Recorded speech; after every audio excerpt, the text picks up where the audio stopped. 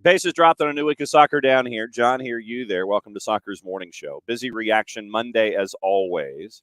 Abe and or Garrett dropping by at 9:15 to discuss Atlanta United and Toronto FC, the 1-0 loss for Atlanta United. In that one, there's plenty to talk about. The loss for Atlanta United in that one. And we'll get into that one coming up, obviously, throughout the show. We'll go through the numbers from SofaScore, and we'll get Abe and or Garrett's thoughts on that. Get your thoughts on Atlanta United. Get your thoughts on Major League Soccer. Get your thoughts on anything else that popped into your head. We had the twos yesterday on the network. Big win for Atlanta United 2 and MLS Next Pro. 4-0 winners over Carolina Core. The post-game show is posted on the network. So if you've missed the post-game show with an added, 12-inch, 8-inch bonus track, there's a DVD extra in the post-game show from yesterday. It is Maddie's interview with Carolina Core head coach Roy Lassiter. So in the post-game show that's on the network, it's Spreaker.com, and you do your search for Soccer Down Here or on the SDH app on iOS and Android if you are a true plus-oneer, true A-lister that has gone back that far with us. You get your highlights. You get your post. Maddie and Jarrett catch up with Steve Cook. They catch up with Luke Brennan. Catch up with John Berner. Maddie catches up with Roy Lassiter. So that's that was your extra DVD cut. So that's what's on the post-game show. You can catch that on the network if you missed it yesterday when it was posted last night, while we were all watching the CONCACAF Nations League final. And Bart Keeler is going to join us in hour number 2 to talk about yet another 2-0. Yet another one. I feel like this is where I needed to have DJ Khaled. DJ Khaled drop. 2-0. So the U.S. wins the third CONCACAF Nations League in a row, and we'll get into the highlights in that as well. So once again, anything's on the table, and as we always do, it is right out there for you on a Reaction Monday. So anything and everything is out there for you, and you can hang out. We're here till 11 whenever to discuss anything that's going on your brain. Opening kickoff brought to us by our friends at Kickoff Coffee, kickoffcoffeeco.com. That's your QR code for those of you who are watching, however you are watching us. It could be on the 280-character app. It could be on the Twitch, or it could be on our YouTube channel. There it is right there. That's your QR code from our friends at Kickoff Coffee and kickoffcoffeeco.com. Use that code, get you into Kickoff Coffee.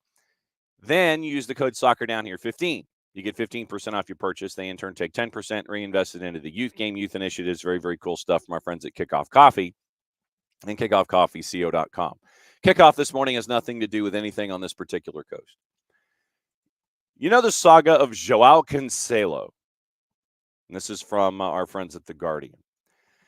Joao Cancelo, who was a key to Manchester City's success in recent years, he has accused Manchester City of being ungrateful and claimed that lies were told, in direct quotes, about direct space, quotes, space, close quote, about his exit from the club. Portugal fullback's on a season-long loan at Barca after a spell at Bayern in the second half of last year. Remember, he was a key part of Pep's squad before his deadline departure for Germany in January of 23, so a little over a year ago.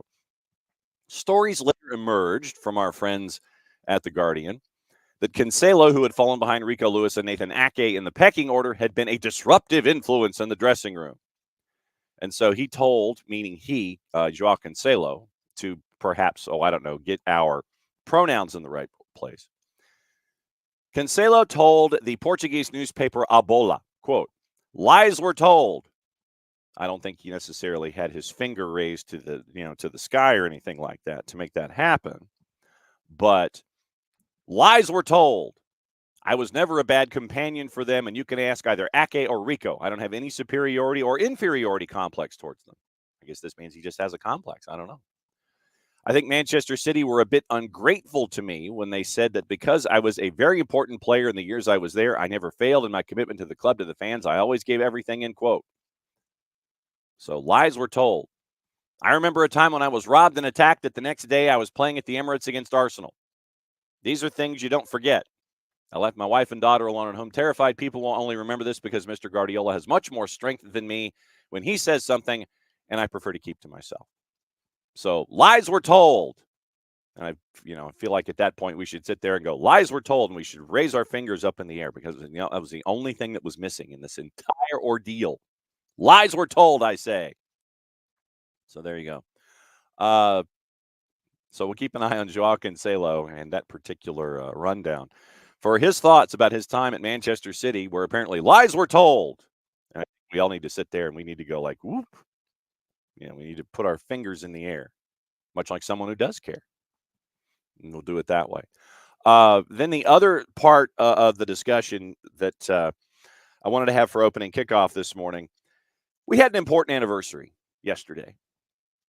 And it was 40 years ago today, and it has nothing to do with Sgt. Pepper and a band to play. And this is a question that has truly bothered me for 40 years. It really has. And for those of you who just want to know how much I have been truly and totally bothered, I always have wanted to know if the individuals who had to spend an entire Saturday in detention at Shermer High School, did they ever really get lunch? I'm just asking. Because we saw them kind of like I saw things put on the tables 40 years ago at Shermer High School. They were waiting for that moment. But did they actually get to finish lunch? They're running around the halls, trying to stay away from, the principal that was there that really was more focused on Mr. Tierney and his personnel file. I've always wondered if the brain, the athlete, the basket case, the princess, and the criminal ever got the chance to eat their lunch. 40 years ago, The Breakfast Club released at the theater, but we never got to see if those five got to have lunch. Just curious, unless I missed something in the movie and we had a time jump and we have to assume things, but that was just me. It was a question that I had in my brain.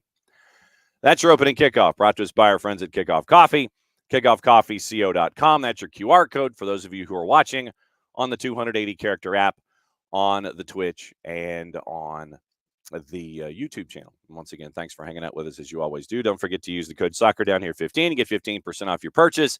They, in turn, take 10% reinvested into the youth game, youth initiatives. And thanks once again to our friends at Kickoff Coffee and kickoffcoffeeco.com. All right, I filibustered. I tried to get it to 9:15, but I think I'm going to go 2 minutes early because Abe is already here. Abe is here. Jared is here.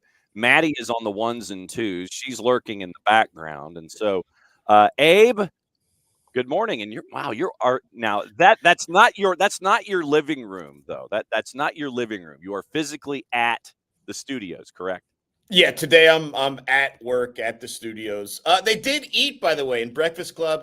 Just a classic pixie stick and Captain Crunch sandwich. They do have a couple of shots of them taking that down. So but it's like, but did they finish? That was my question. It's like we saw Ali Sheedy's character start with the pixie stick sandwich, but we get to see them finish though. That was my question. I mean, if they eat anywhere nearly as quick as I do, it was probably in between takes. It was all gone, and then they have to redo it. But yeah, I think they got it down. Okay, just checking because that is something that has bugged me for 40 years. Did they get to finish lunch instead of being chasing around the school and trying to figure out how to get around Dick? So that was that. Like I said, it was just one of those things that bugged me on a weekend. But Shermer High, woo. All right, so Jarrett's here, Abe is here. We're going to break down Atlanta United for anything that's on Abe's mind, and I know that going in the pregame show with you and Garrett in warmer climes than what Mike and Jason were in, and you have the pictures to prove it.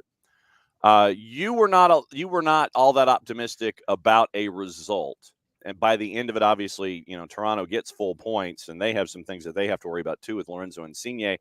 But now that you've had a couple of days to kind of let things ruminate and sit, what are your takeaways from the Atlanta United loss on the road?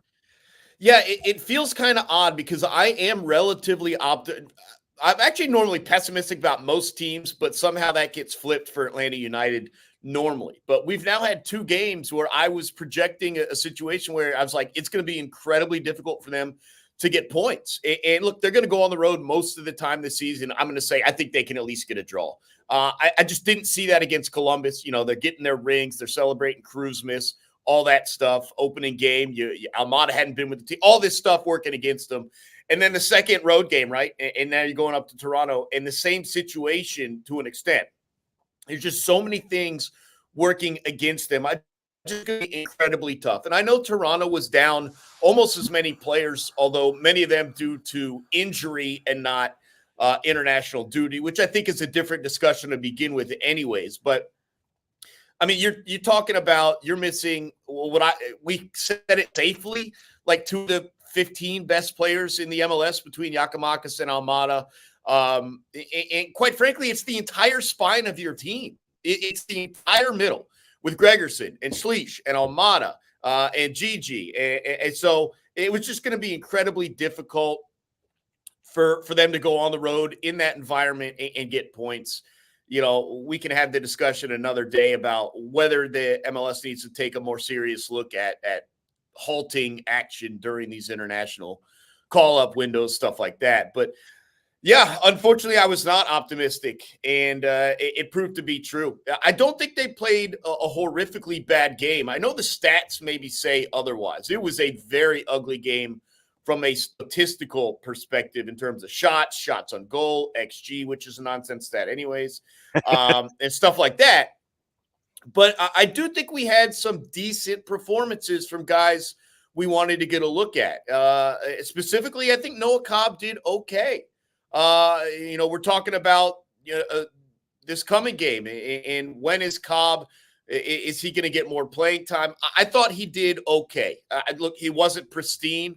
He wasn't Stian Gregerson, but compared to what he's showed us last season to now this season, a pretty big step forward for him in his development in his career. It'll be interesting to see what sort of decisions are made from Pineda in terms of his future. Jarrett, go for it. Yeah, so when we talk about guys like Cobb, and this is a thing we talk about in every sport, and especially in football, where especially like linemen, for instance, where those mistakes are so glaring. How hard is it sometimes to kind of grin and bear it and like, hey, these kids are going to have to play. They're going to make mistakes. Yes, they are, but you're going to have to just roll with it and to just kind of face the fact that you're going to have to roll with those kids sometimes, even though they're going to make mistakes. Yeah, I mean, I know this is like Captain Hindsight stuff, but for me, the key isn't making the mistake. The key is then learning from the mistake and growing and becoming a different player. I thought on their first goal from Toronto that Noah Cobb had an opportunity to go to ground, slide, and tap that ball away. And I think he hesitated, and then the ball gets through running, and they put one on net. I think that's something you look at and say, hey, you got to play with your instincts, man. You can't play thinking about this or that. I really do feel like in a future game, that goal doesn't get scored because Cobb does slide, does tap the ball away, and you get nervous, right? Anytime you go on the ground inside the box, it's a nervy situation, especially for a young guy, especially because so many people put so much on what happened to him a year ago in that 6-1 defeat. And so, I think it's important that they break down the film, in which I'm not like the biggest fan of like specific film in soccer. Like, I think it makes sense more in football. You could specifically see individual play-by-play. But I think it's important that they look at the tape and say, hey, man, this was an opportunity for you to make a play here, and you hesitated. Why did you hesitate? And in the future, grow and learn. And so, yes, these young guys are going to make mistakes, whether it's Firmino, whether it's Cobb, up top, TRA as he looks to fill in, even Tyler Wolf, whoever it may be, they're going to make mistakes, but they need to improve because they made mistakes. They need to grow and learn from those experiences. I think that's how you get better. I actually do think that was a pretty decent step forward for Cobb, even in a loss the other day. Now, for the veterans that were there, that were a part of the discussion, one of the guys that I wanted to get your thoughts on, and Jarrett, you as well, is Saba Lobjanidze. And Saba, with a full training camp, obviously coming in the summer window last year, gets that full training camp, has gone brunette. He's going to cut the emo tracks on an album. Might be a little darker than it would have been last year. But Saba, once again, on both sides of the ball, continues to impress. So far, early season, early returns for what we're seeing out of him on the right-hand side. I'd love to know his mileage on any given weekend. Saba's putting the miles in offensively and defensively once again. Really like what I'm seeing so far out of Saba here in 24. Yeah, it's interesting because I was a little disappointed in Saba against Toronto, and it's not necessarily his fault. He's asked to play a certain role. But when you have Almada and Giakoumakis out, I'm not relying on Firmino and Tiare to step in and find the goals for your team. I think that Saba, as probably your third biggest weapon, I think he's got to find ways, and he's got to be a little bit selfish, and he's got to step up. And I know they kept him on the outside. They moved him more central later in the match due to some substitutions. But I needed him to be goal hunting. And if his defensive capacity has to suffer because of it, then so be it. But I was looking for him to be a little bit more havoc causing on Saturday night. So I was a little bit disappointed just personally, because I thought if you were going to score, it was going to come from him. And obviously you didn't, and it didn't. But I think of all the guys whose roles change when Almada and Giakoumakis are out, it probably needs to be him, because he needs to be the big threat. If goals come from the middle or they come from the left side, so be it. And we can have that Shande Silva, Tyler Wolff discussion as well. Right. But I need him to step up and be that big threat. And he just wasn't. A couple of moments, sure. And then again, I thought he needed to be a little bit more I'm always going to want guys to just be selfish and rip shot. Well, you're talking about ripping shot. Like we saw what not necessarily great idea shots did for the U.S. national team last night. Like you hit two crackers. What are you going to do? Like put it on net. Like see what happens. And obviously, it looked like he mishit the one in the second half. It kind of dribbled and bounced a little bit. And so it was right there. I mean, that half volley was very close to finding net. And so I want to see more of that. I want to see him running in at net, not necessarily looking to pass it to someone else. But, I thought of all the guys whose role needed to change mentally, it's probably him. And if the defense suffers a little bit because of it, I'm willing to live with that, especially on the side where you already have Brooks Lennon there with a ton of experience to fill in. I just wanted him to be a little bit more dangerous. That's all. All right, Jarrett, go for it. Abe, I'm going to grant your wish right now. We're going to pretend like you only watched one game this week. What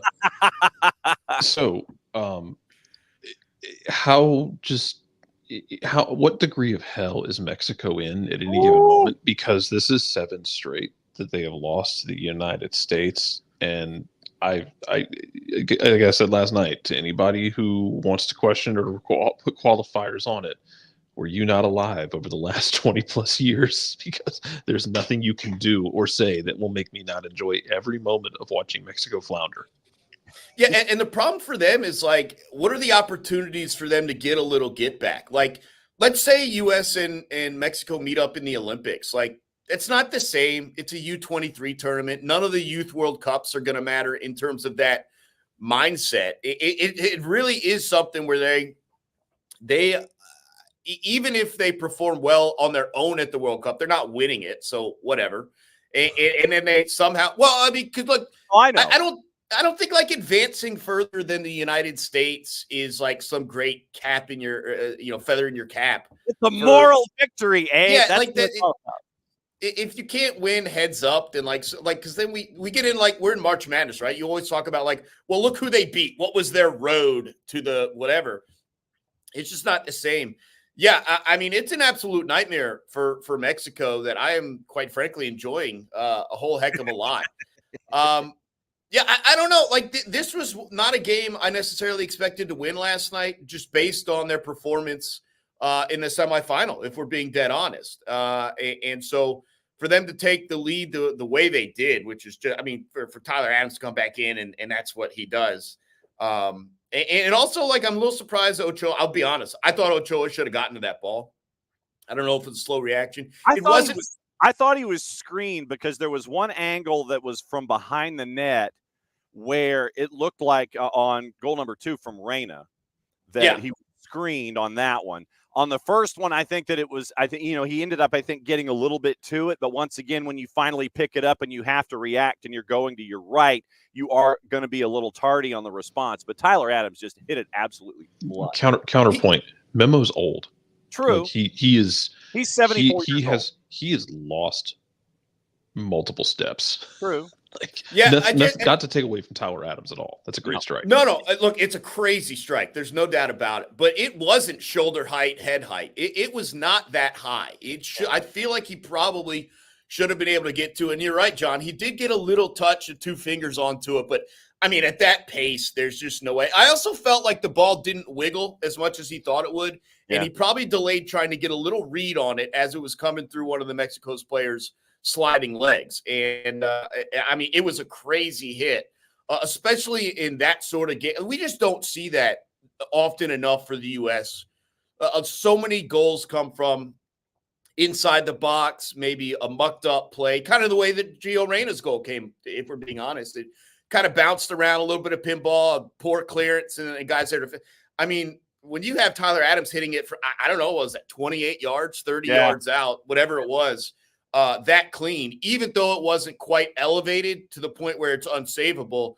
I mean, that was a heck of a kick. So it was crazy. Yeah, and when you look at, you mentioned what Mexico can do for quote unquote revenge. It is an aging team, and they're a team that is in the in-betweens right now when it comes to their age and experience, because much like we talk about with the U.S. women's national team, you might have waited too late to try to integrate things with the younger players, and you're stuck with the older guys, and you're waiting for that moment. It's like, okay, when do we start swapping guys out? But then you can't risk swapping guys out because you might end up, taking steps further back. And I think they're stuck right now in trying to figure out what to do. And when you get stuck, things like last night continue to happen for you nationally. Yeah, I'm a big fan of the youth movement, and it all has to be built around developing players not for the Nations League or not for the Gold Cup or even for Copa America. It all has to be about getting your team maximized for whenever the next World Cup is. And I agree with you. I think they needed to go youth much earlier, much earlier. As soon as they are bounce out of last World Cup, you shouldn't be looking at, all right, what are the you should be able to qualify with the youth movement. You really should. And you need to start bringing up young guys. Like it'll be interesting to see where the U.S. goes after the next World Cup, when you do have guys start to age themselves to the back end of their prime, stuff like that. And you're like, all right, well, you're kind of in your prime now, but in 4 years, are you still going to be in your prime? Because it all eventually has to be this team peaking, whatever country it is, for the World Cup. Like just winning Copa, winning the Gold Cup, winning Nations League. It's cool. It's all great stories, but ultimately it boils down to the World Cup. And so, they need to figure that out, because they're not going to have enough time now to necessarily go youth movement before the next World Cup. So now they're 6 years? They're on a 6-year youth movement plan. Guys, it's just so tough to develop that far out. But I'm always in favor of, all right, if you're here now, like, where are you going to be in 4 years? Where are you going to be in 3 years when the next World Cup rolls around? They should have had the 20-year-olds, 21-year-olds a lot more invested into this program, including at the goalkeeper position, as Garrett mentioned. It felt like that was a younger man's save, and Ochoa just couldn't get there. Maddie Cruz on the 1s and 2s is parachuted in. Maddie, what's on your mind? Well, first of all, David, I'm offended. I have seen The Breakfast Club. Don't get it wrong. I'm going to get some soda. You guys talk. Listen, my parents were not monsters. I watched it. It was really good. I also watched 16 Candles. Love 16 Candles. Very good movie. Anyway, I'm going to quote a little thing from John Green. 12,000 years from now, when our civilization is a distant memory and there's a patch of synthetic leather buried deep under the millennia of sediment, there's a little piece of rotten plastic that will still remember being kicked by Tyler Adams.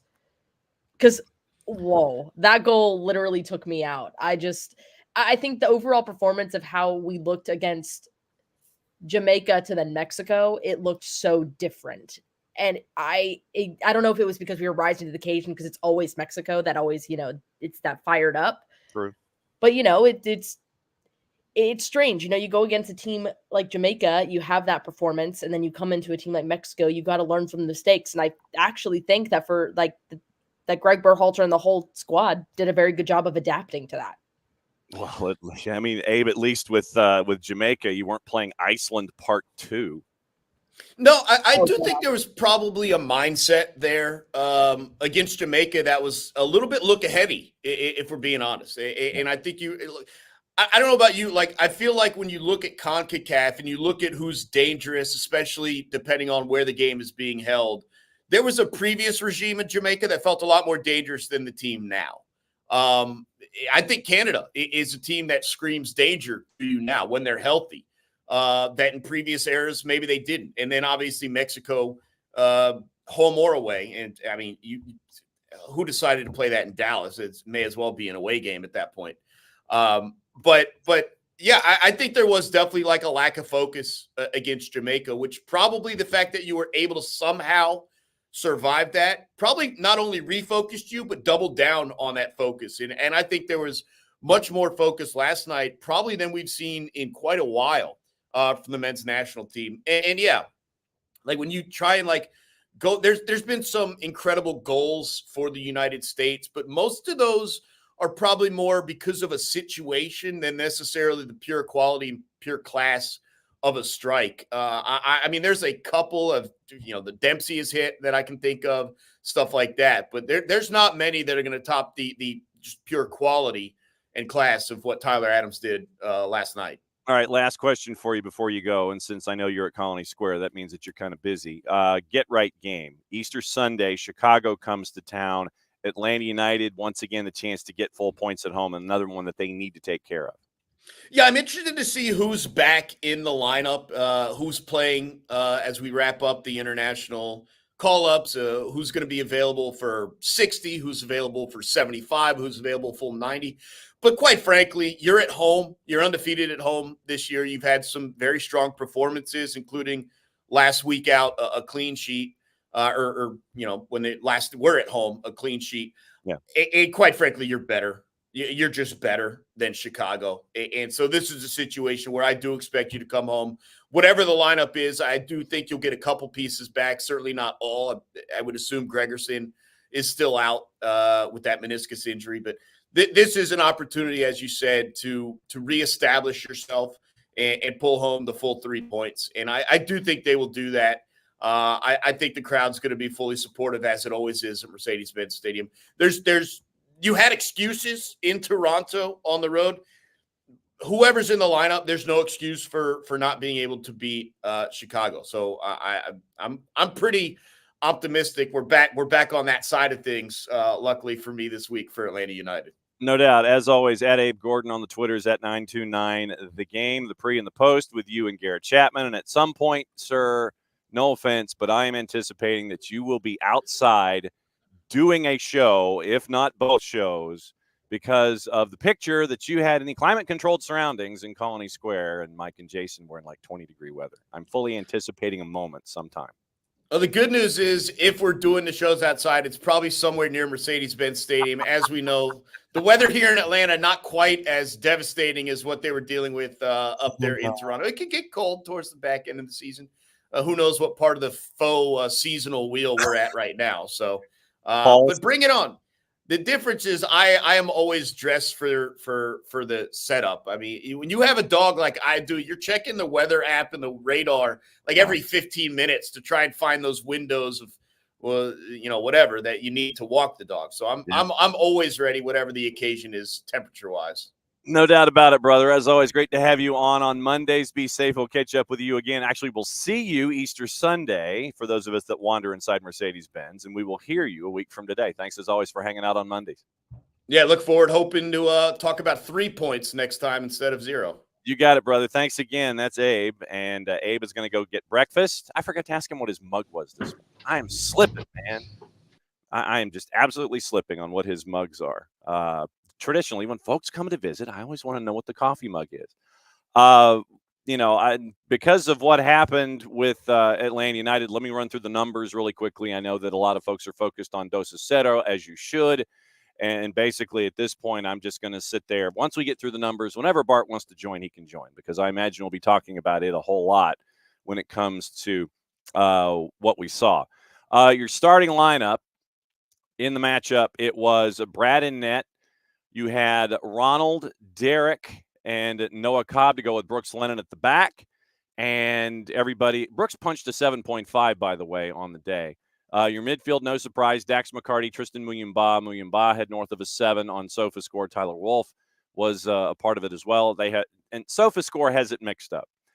Apple had it mixed up in the graphic. SofaScore's got it mixed up in the graphic. They have Atlanta United in a 3-4-3, which was not entirely correct. Traditionally, it's a 4-3-3. But back line of Ronald, Derek, Noah, and Brooks. Brooks had a 7.5.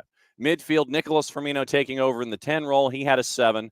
Tristan Muyumba had a 7. Dax, as your 6, had a 6.5. Up top, Tyler, Saba, and Jamal Tiare, all in the mid-6s. And your substitutions on the day for Atlanta United, Shande Silva, Edwin Mosqueda, Daniel Rios, who came in and gave you 15 minutes. So once again, the Edwin Mosqueda philosophy of somebody with fresh legs, and you try to get him integrated, just like, dude, go run, see what you can come up with.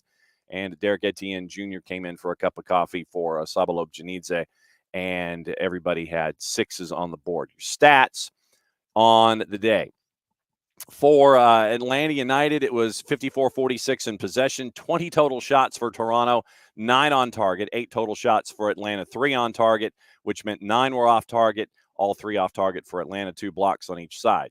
Each side had 7 corners, 1 offside flag raised on each. Toronto had 14 fouls compared to 8 for Atlanta United, and throw-ins 25-13, goal kicks 14-6, big chances.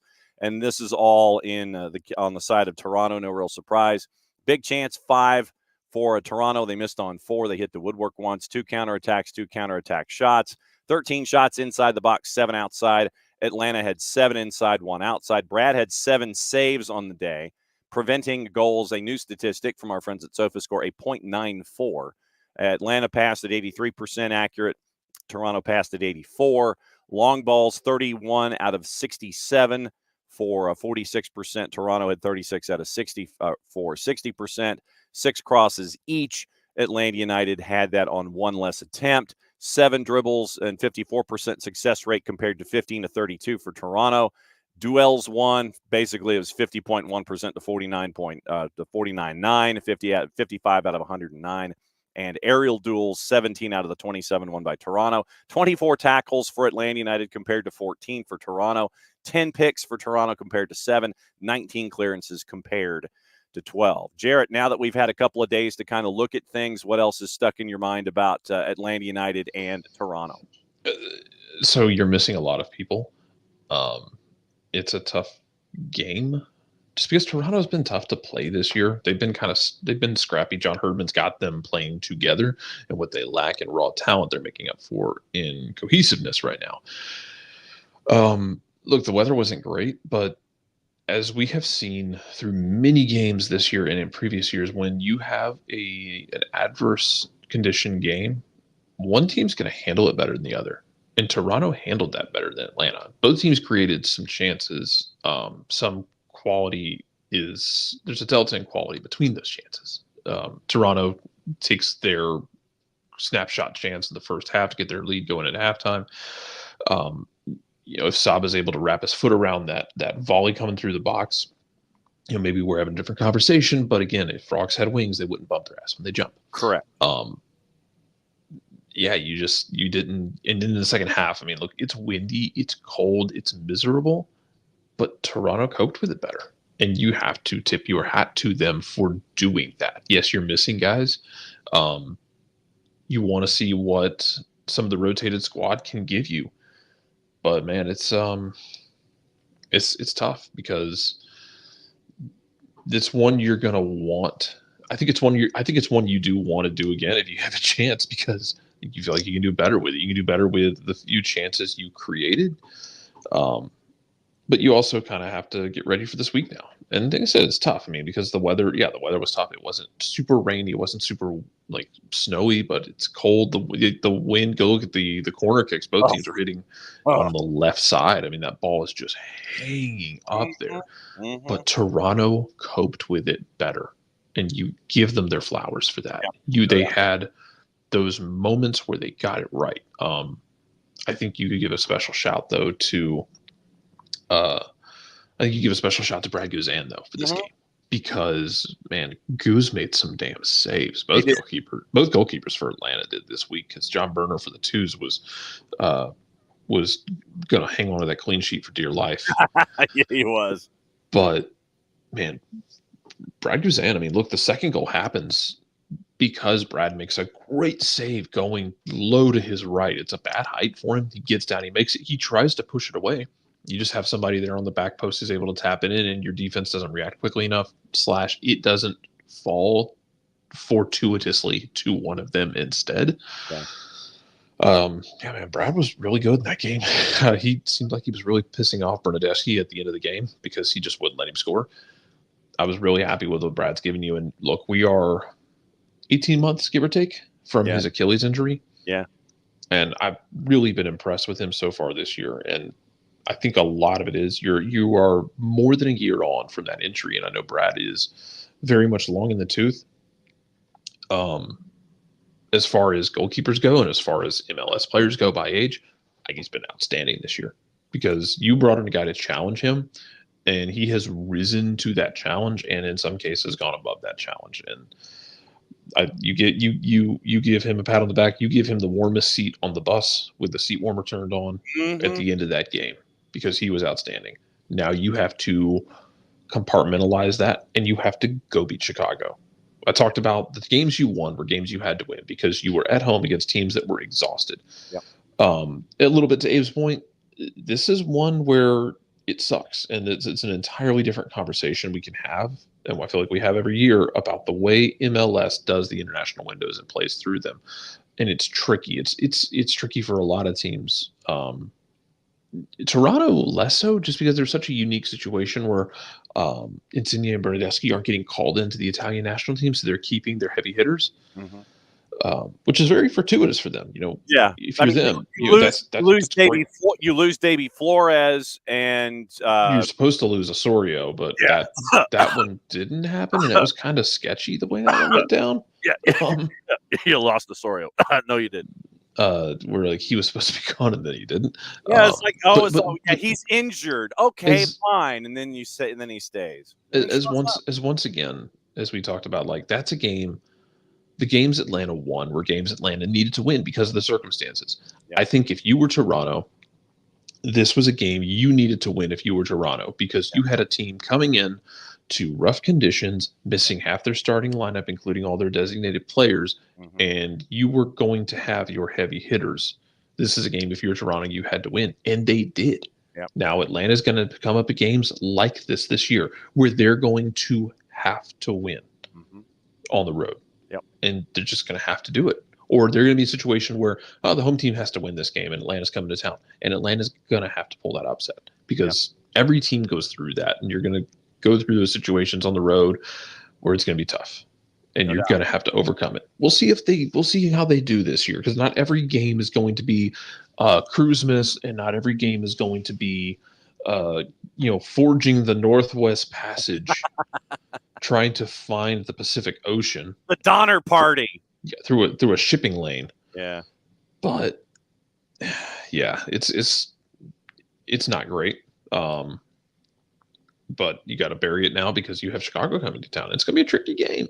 Yeah, I mean, Chicago's got issues at left back. Chase Gasper had to be subbed as a sub in the match this weekend. But Tom, it's because Atlanta spends a bunch of money on their roster, and they've got guys who are part of international teams. Hell, you had Stian Gregersen's been a part of the Norwegian national team picture before.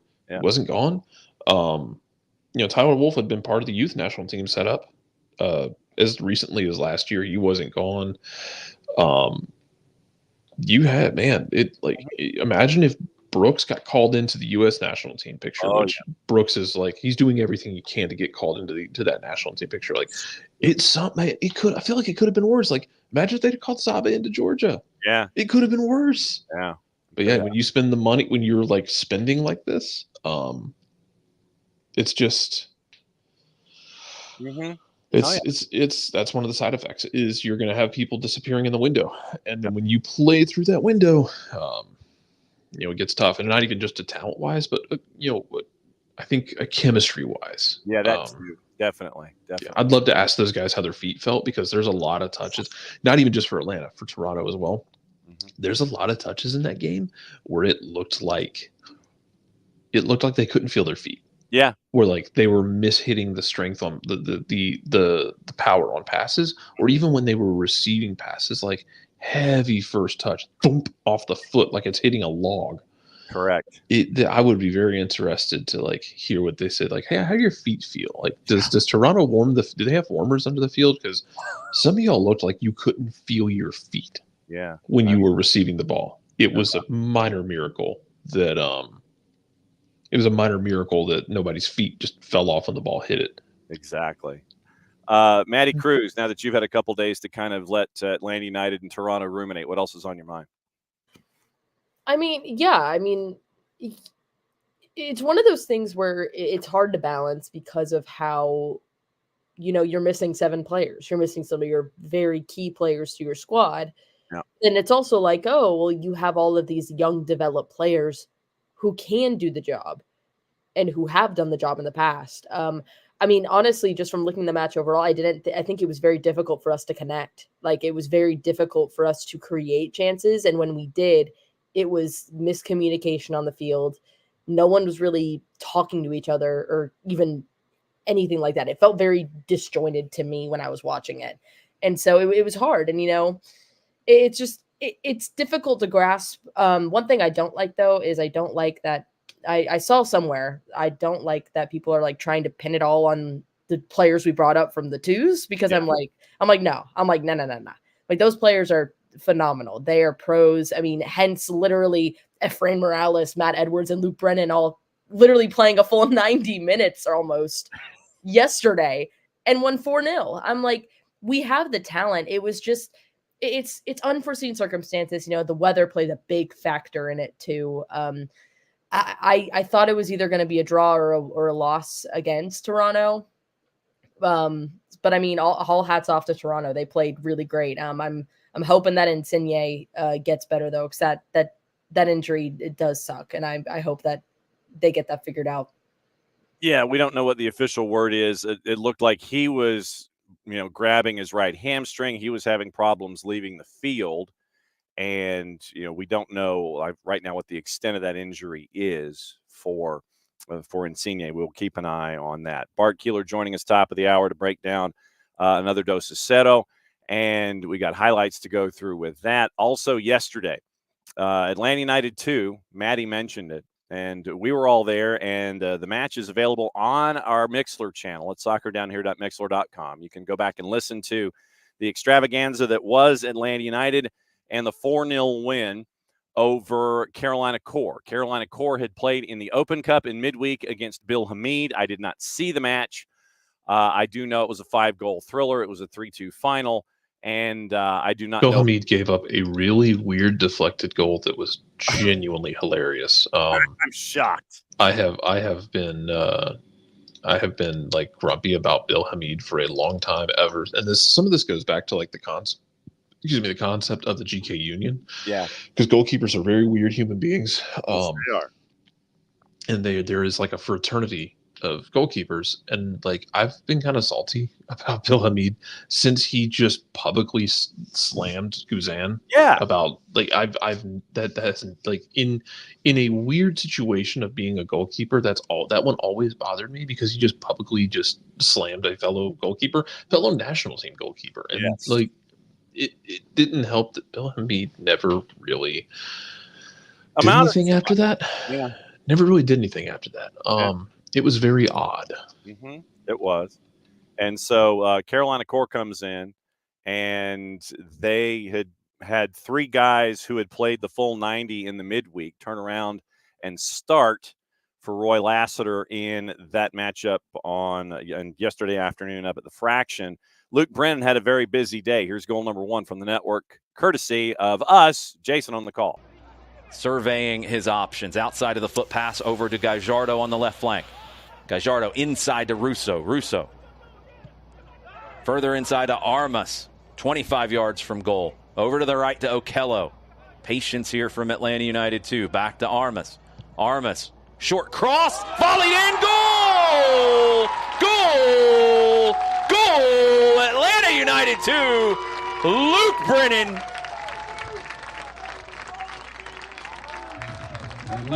Great phase of play for Atlanta United 2, and the short cross from Javi Armas picks out Brennan, who had looped around to the left side. Doesn't try to go for power from the top of the 6. Placement past Sutton, and Atlanta gets on the board first here in Kennesaw. 1-0 to the Twos. And, I mean, when you look at that particular goal, Maddie, Javi Armas continues to impress. And I've really liked what I've seen with Javi, especially as we got to talk with Steve Cook this week, the relationship that he seems to be forming at times with Matias Gajardo. But Javi Armas, once again, an instigator in a good sense for Atlanta United 2 with the first goal on the board. Oh, absolutely. I think Javi is doing a great job in the midfield of like being very good at just like this attacking and placing pressure on the opposing team. But when he does get the ball, he gets forward. He's not afraid to also take those shots. He's not afraid to be in the midst of it all and create those chances, which I love. I think he's like a dual, oh gosh, sorry, my voice. He's like a dual like knife. Like he can like do both ends. It's great. He can be that offensive player when you need it to be, but he also can track back and be very defensive minded as well. And I think he's a very Swiss Army knife is the word I was looking for. There you go. Oh my goodness. I couldn't think of the word. I think that's what he is. And I mean, credit to, I don't want to jump ahead, but I mean, he got that goal on that free kick. I mean, he's great. He can also do that. He's the one that takes our PKs as well. I mean, he's a Swiss Army knife. No doubt. All right. Take your sip of bourbon. We'll go through goal number 2. And this one, Jarrett, I will maintain as we play the highlight, once again, courtesy of us here at the network with Jason on the call. I'm going to play the goal and basically say, I ain't never seen nothing like this. Edwards drives it across to Gajardo. Chests it down. Gajardo in the middle, third in his own half. Forward to Okello. Back to Gajardo. Into the attacking half now. Russo. Sliding challenge. A good one from Christian Diaz. Atlanta throw. Russo takes it quickly, too quickly. Didn't get that in. The referee, the AR, they're looking at each other. That shouldn't still be going. Atlanta takes advantage. Luke Brennan, another goal. Goal. Atlanta United 2. The referees got that one wrong, and we'll see if they correct it here. They're going to allow it. Atlanta United 2 gets the goal. Atlanta tried to take the throw quickly. I'll try to make sense of this. Russo throws it in. It bounces on the outside of the field and then goes in. Atlanta keeps playing because there's no whistle. And Atlanta United 2 gets the goal. A second from Brennan. 2-0. The referee kept looking back at the AR on the near side. The ball bounced outside of the field of play. I don't think I've ever seen that. Nope. I ain't never seen it. Jarrett, have you ever seen it? No, it was incorrect. Yeah. That's the bottom line. Like, look, Atlanta took advantage of it, and Atlanta were better on the day. The Twos were better on the day. Yes. Still incorrect, but yes. It's one of those where you play to the whistle. Yeah, man, they took advantage. They made it happen. It was very weird. Mm-hmm. Luke Brennan scored 2 very weird goals in this game, but I think like the second one for me was more impressive in the sense that like the first one he's trying to get placement on that ball coming in from that early cross, but the second one is that ball's kind of bouncing in the box. He creates a half an inch of space for himself, and then he doesn't try and rip it. but he kind of gets it on the half volley, gets his body over it, and then just drives it, but gets the technique right so that there's still some force behind it and puts it in the side netting. And it's great technique from Luke Brennan. Yep, cool hand Luke with a brace, his first 2 on the season, and that made it 2-0. Atlanta United 2 was not done in the first half. The pre-mentioned Javier Armas from about 20, goal number 3 here on the SDH Network. Armas and Gallardo standing over it. Whistle blown. 4-man wall for Carolina. Armas. Goal! Goal! Goal! Javier Armas. Atlanta United 2, goal number 86. Javier Free Armas. kick golazo from Javi. 3-0 Atlanta United 2. Free kick Javi made it 3-0, and we're in 86. I'm digging the high numbers. I really am. But Maddie, you mentioned Javi. Javi puts it in the back of the net once again. His second goal of the season. So now he and Brennan each have 2 on the year.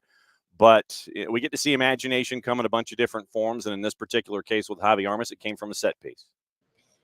Yeah, and it's really interesting. I haven't had the chance to talk to Coach Cook about, like, I've been meaning to ask him, so I'll definitely try to get that information. But I mean, I think it's interesting that Javier Armas is the one that's taking the PKs if anything happens with that. Yeah, like we saw in the last match against Orlando City B, and he's also taking those free kicks in that position. And so it's interesting. I definitely want to ask, like, how that kind of came to be and how he's the one who's decided to do that. I think it's great. I think there's a reason that he's taken them, because they've both led to goals. But it's interesting. I think he's a really, really good addition to this squad, and I think he's going to get really, really good as it goes on. Even if he does put butter in his coffee. 3-0 at the break, and one more goal on the board for Atlanta United 2. Jason mentioned Stephen Herlock. And literally it took a minute and a half from the first mention of Stephen Herlock for goal number 4 to happen. Stephen Herlock in the middle of it. Kareem Tamimi, the last goal on the board for the Twos on the network yesterday. Thrown into Armas. Armas out wide to Centeno. Atlanta in their own half. Gallardo, Armas, Centeno. Back to Edwards. Trio becomes a quartet. Now Burner, top of the 6. Plays it up the right side to Gallardo. Takes it down out of the air skillfully. Looking for Herlock down the right side. Finds him. Herlock in behind. Here comes Herlock into the 18. Herlock slides it across. Slotted home. Goal! Goal! Goal! Karim Tamimi. The assist from Herlock. Barely into the game, and Herlock makes something happen for Atlanta United 2. Second goal of the year for Tamimi. First assist at this level for Herlock, and it's 4-0 Atlanta United 2. So the question is, with Cool Hand Luke with 2, Armas with 2, Tamimi with 2, Kefsi with the question of the morning. To butter or not to butter? Equal goal production. Jarrett, to butter or not to butter? No, I don't like coffee, so I don't care. There you go. Well, I'm right there with you. Maddie, to butter or not to butter? That is the question. Not to butter. I just don't know. No. So then now Hutch with the excellent question. Do we call Javi Armas Agent 86? I like that. I like that too. I like that. Hutch reminds us that 86 was Maxwell Smart's spy number. Missed it by that much. I'm going to have to get that dropped now. Anything involving Maxwell Smart. So we're going to have to call Javi Armas Agent 86, I think, until further notice. But yeah, I think KFC here on the show, at least, I don't know about the Twitch pitch, and the Twitch pitch can respond as they wish, but it appears that not to butter. That is the answer to the question when it comes to equal goal production, because unless Kareem Tamimi puts butter in his coffee that he's learned from Agent 86, and folks have taken to this. I know that Dax McCarty hasn't taken to it, but we do know that this is, part and parcel to Javi's. This is not any kind of kryptonite for Javi Armas. So 2 goals for Brennan, 2 goals for Tamimi, 2 goals for Javi Armas. 4 of those 6 goals, I believe, do not have butter in their coffee. So we'll keep that in mind. It is hour number 2, and wasting no time, Yes, Michael, that is correct. The answer is no. No butter in your coffee. Like I said, wasting no time. We'll bring in Bart for the Fatal 4-Way. Bart, do you have, first off, what is your mug, sir? Drink coffee, do good. Okay, so it is drink coffee, do good. Is there any butter in your mug, sir, to go with your coffee? No, today is a coconut almond creamer. Okay. All right. So it seems that Javi Armas is in the minority when it comes to putting butter in his coffee. Hey, if it works for Javi Armas, it works for Javi Armas, but folks just don't seem to be all that fired up about having butter in their coffee. I think people can put what they want in their coffee as long as it makes them a better person. Clearly, the Mexico fans did not do that last night. Yeah, okay, so we'll get into that. We will get into that discussion after we get through the goals in and of themselves. First off, from 30,000 feet, now that you've had the sum total of a whole 10 hours to digest what happened last night, or maybe 11, once again, another hashtag, another Dos of Cero, another Nations League for the USMNT. So now that you've had a whole bedtime plus a couple of hours to digest it, what's gone through your mind? Well, I think the first thing is you have to give the team props for the way that they came out from the minute that the whistle blew. I mean, we saw a very I don't even know what the term is to describe how they came out against Jamaica, because they were just flat. They were just they felt like, oh, we got this, I guess. Well, and I would also posit with Jamaica, when you have turned yourself into the Caribbean version of Iceland, you're going to bore people to tears anyway with Heimer Hallgrímsson. Yeah, well, but the game they didn't start well, that game. And this game, they started from the jump. They were keyed up, ready to go. And I think that was really the key for the whole game, was the U.S. was ready to battle, but also not concerned with all the shenanigans Mexico is trying to pull with, Edson Alvarez. I feel like he and the referee talked more than probably most men and their wives talk throughout an entire calendar year last night. It was a ongoing conversation that he had to keep going with his new best friend, Drew Fisher. And, I think the U.S. didn't really get involved in that. They were focused. They knew what the goal was, and the goal was to win, which is something that Mexico hasn't been able to do. And 7 times now that have been able to beat the U.S. And that, to me, is the difference, is being focused and plugged in from the start. Which, again, we didn't see that against Jamaica. They came back, and obviously this team seems to get fired up for the Mexico match, which is great. And you saw that a team that is focused, that is determined, that is not going to be, put off by shenanigans, by conversations, by fouls, by even, fans throwing stuff on them after they take a 2-0 lead, and fans saying things, shouting things they shouldn't, and having to have 2 stoppages in, by the time that we hit stoppage time. This team was not deterred. And that's a credit to all 23 players on this roster and the coaching staff to get them ready. All right, so let's run through the goals. First goal, once again, courtesy of our friends at CBS Sports and CONCACAF, and probably the best way to describe it is this. That's an absolute banger! Jess is not wrong. Adams, left fancy hit, he goes for it. Oh,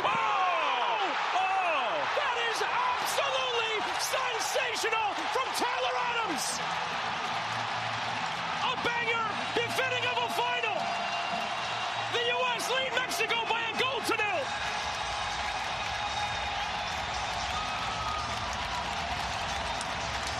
Tyler Adams from downtown Arlington puts his foot through the middle of this one.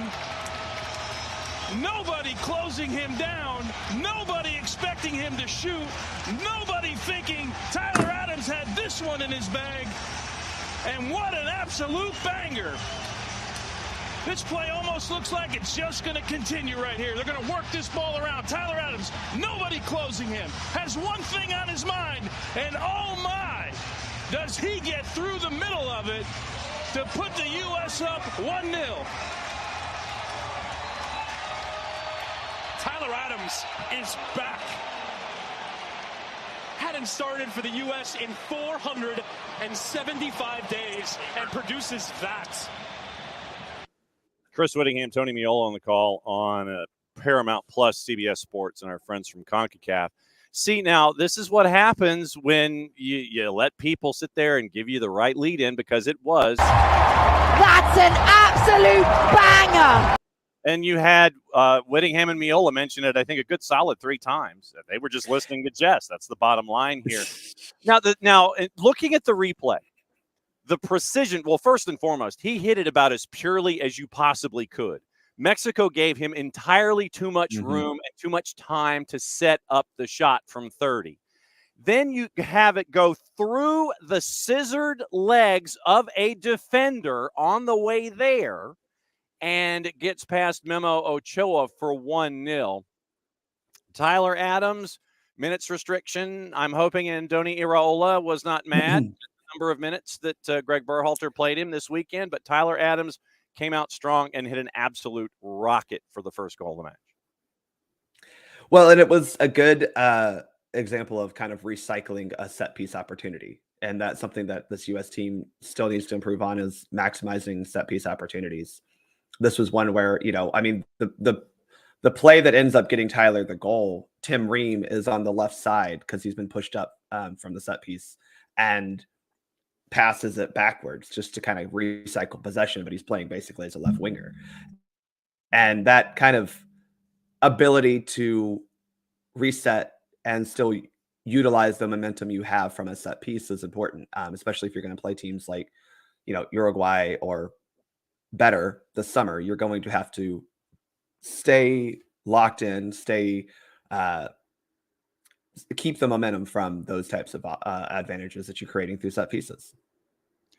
And Will, with probably one of the better comments of the morning across the board that I've seen, Jeff Collins still had 0 losses at Georgia Tech the last time Mexico beat the United States.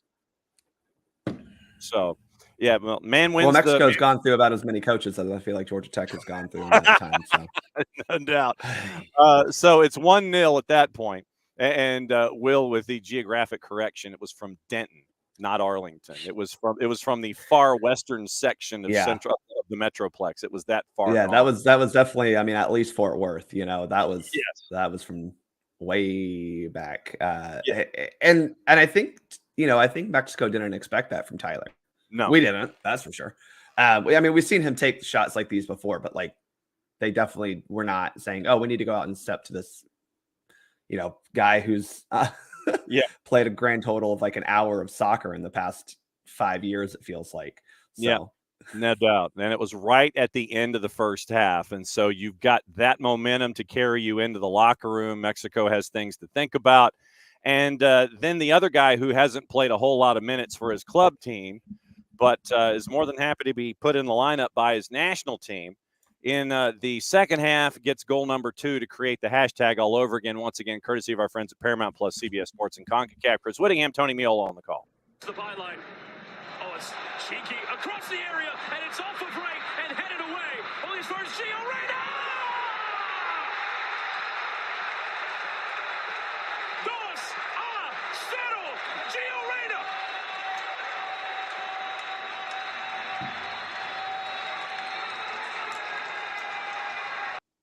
And so there you go. Once again, 2 on the board for the United States. They would go on to win it 2-0.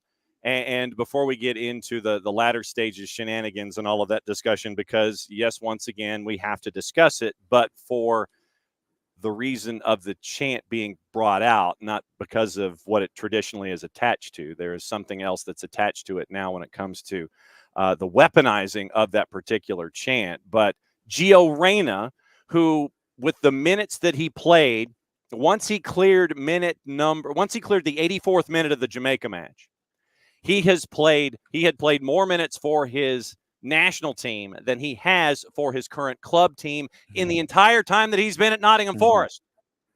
Doing well under Greg Berhalter and the USMNT. Well, I think there's been a lot of conversation around Gio, rightfully so, for a lot of things that Gio can control and a lot of things that Gio can't control. Correct. And, the discussion has always been, or was at least before this tournament, and seems to be almost every time Gio comes into camp, is how many minutes can he give you? How fit is he actually? All these things. And, I think there's a reason why he didn't start the Jamaica game. I truly do. I'm not saying that he's unfit. It's just, I don't understand how a fully fit Gio Reyna would not be your starter, right? And I don't think that Greg Berhalter is that stupid of a coach to not start your best attacking player if he's fully fit. So the fact that he was able to be in the lineup tonight is important for the U.S. national team, because if he is able to start, you're a better team. If he is on the field, you're a better team. He makes coaches look great. He makes other players look great. He makes defenders look foolish. He makes a aging Memo Ochoa look like he doesn't know how to play goalkeeper again. And he really is the difference maker. I hate that it seems like we have to have him on the field for us to be any sort of creative attacking threat, but if he is fit, has to be the starter, and he proved that again. And that goal was another, he had a slightly different role last night, which was a little bit deeper, and that seemed, I saw some people on Twitter complaining about that, but I think the goal was to try to get Gio on the ball as much as possible. And you saw that he didn't quite get forward a whole lot, but the couple times he did, this is one of them, we get a goal out of it. And it was a late arriving run into the box, if you will, not quite the same, but, he wasn't in the box when the initial cross from Pooley came in. That kind of gets cleared, and he sees an opportunity and pounces on it. And it's nice to see from Gio that he doesn't have to do all the dirty work to score a goal. He was able to just be right there, say, oh, this is mine, I'm taking it. After Pulisic did all the dirty work and cut up a few Mexican defenders and caused the chaos that ensued. Like I said, I do want to get into the Mexican national team as a group and the chant late in the match. But once again, Gio playing a bit of a deeper role, helping things out defensively, and then helping the build up from further back instead of being, frontline Gio, where it's like, okay, feed me. I'm going to be up here with the rest of the guys. Gio played that deeper role last night and was a part of the build up, which was integral in there too. Yeah. I mean, this is one of those things that I think most people have. Like, if you want to actually criticize Greg about tactics, this is a tactical thing that Greg does every single time. And the fullbacks are pushed really high up the field, which means that your 2-8s have to come back to help and build up. Whether or not you agree with that or not is to be discussed. We saw the flaws of that against Jamaica, but you see how that can help you against a team like Mexico, who is willing to actually kind of come out of their shell, try to press you, try to get, the ball higher up the field. And with Gio able to not just find passes, but beat players on the dribble, which he did a lot last night as well, that does, especially again against a team like Mexico, it eliminates those players, and now you're running toward goal with a bunch of players coming with you. And so that is, Gio's forte, is just being able to get by defenders. And you add to that, a little bit of the Weston McKennie factor of the two of them being able to play slightly different roles than they're used to for the U.S. national team. That's pretty awesome, and it's good versatility to see. And Gio put in a great shift. And, I think, again, it's wonderful to see how Gio can play for this national team, especially after where we were, 18 months ago with him.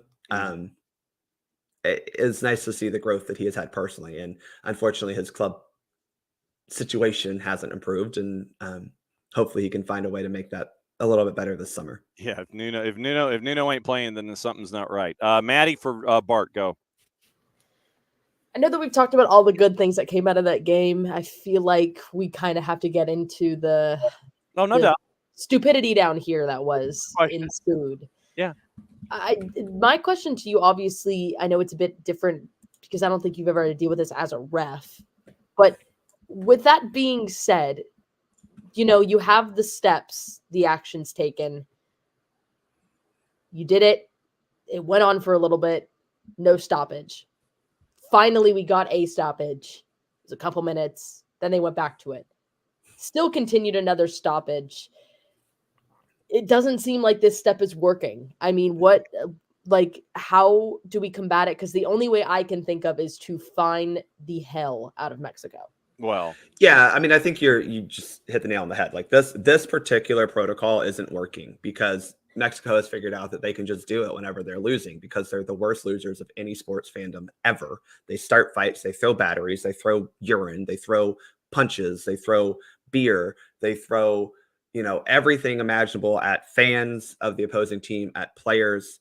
And they continue to do childish, pathetic behavior. People who do not respect other humans clearly because they think that this is just funny. And we're not talking just about the chant. We're talking about everything else that goes on with it. I mean, people are leaving the stadium bloody because Mexico fans can't handle the fact that their team is trash. Their team is finished. They have zero good talent and they can't beat the U.S. national team. And they're starting fights in the stands on top of everything else. So the answer is, to me, no Mexico involved, no fans allowed at tournaments like this. I'm sorry. You have proven that you can't do this in adult manners. So stay your butts at home because y'all don't deserve it. Sorry. But Jorge, what is a points deduction going to do for what? What points? What competition are they getting points deductions for? We ain't got none of those. What, you going to take points away from them in Nations League? Like, I forfeit, sure. But like, again, in what capacity? Because we're done with Nations League. Is it next Nations Leagues they're getting points deduction? I don't, that doesn't make sense in a international competition. They don't have World Cup qualifiers coming up though. That's the problem. They don't have World Cup qualifiers coming up. They have automatically qualified to 2026. So you have to start hitting them where it actually matters. And that's the pocketbook because, or maybe not the pocketbook, but you have to ban them. And that's just what it is that it's hard to do in CONCACAF competitions because you don't have control over who's actually buying tickets, especially when you talk about all these finals that take place in the US. So you can't be like, oh, tickets not bought from, you can't sell tickets in Mexico. Well, we know that most of these people coming to the games to support ATLUTD are Mexican Americans who buy the tickets here in the States. I mean, obviously you're in Dallas. Texas is a hugely, especially Mexican immigrant population. And a lot of people there, hail from Mexico. And it's hard. So like, it's going to be hard to do it. But I just think that if the biggest thing they could do is just not allow Mexico to play in these competitions. However, CONCACAF isn't going to do that. So you have to find other ways. And it could be something like Mexico's not allowed to play games in the US until after the 2026 World Cup. Maybe that's something because this seems to happen a lot in the US. It does, maybe it's something like you aren't allowed to have fans at your home games. I don't know what the solution necessarily is, but it comes down to you can't have fans in the stands because every time they're in the stands, they act a fool. And we're not even talking just the chant. We're talking about how they make the place a dangerous environment for anyone to be in. How did you think that Drew Fisher handled it last night in the middle? Not well. I actually thought Drew Fisher had a little bit of a rough game.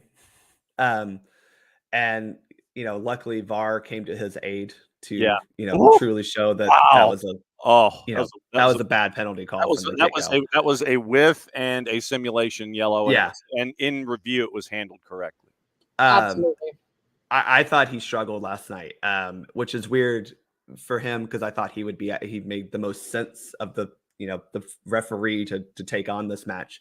But I think in this particular case, I don't think that the center referee is actually the one making these types of calls, if that makes sense. I mean, again, I think we had this conversation with the Women's Gold Cup about how, the center ref was saying, hey, this field sucks. What are we doing? And the CONCACAF people were like, well, we're still playing. Yeah, you look at the match coordinator and the match coordinator's like, yeah. So I don't think that Drew Fisher is the only person making these decisions. He is just the person who stops the game. And that to me is again one of the problems, that it doesn't seem like the referee has full autonomy to, maybe they do, but I'm sure that there are briefings that say, okay, well, we say this, but this is actually the protocol. And it probably has a lot to do with, CONCACAF officials telling him, hey, we got to stop the match. They did the thing again. Okay, so for those that don't know the protocol, it's a three-step process. First step is announcement over PA. You stop the match, and you saw the announcement on the Jerrytron, where after the second instance of it, where I thought that Drew had stopped the match once before and had gone to step one when he did not, the second instance on television created step number one. You see the warning on the Jerrytron. The players are standing in the middle of the pitch. Step number two is that the center ref pulls the players. Game goes into a delay. Third step is the forfeiting of the match.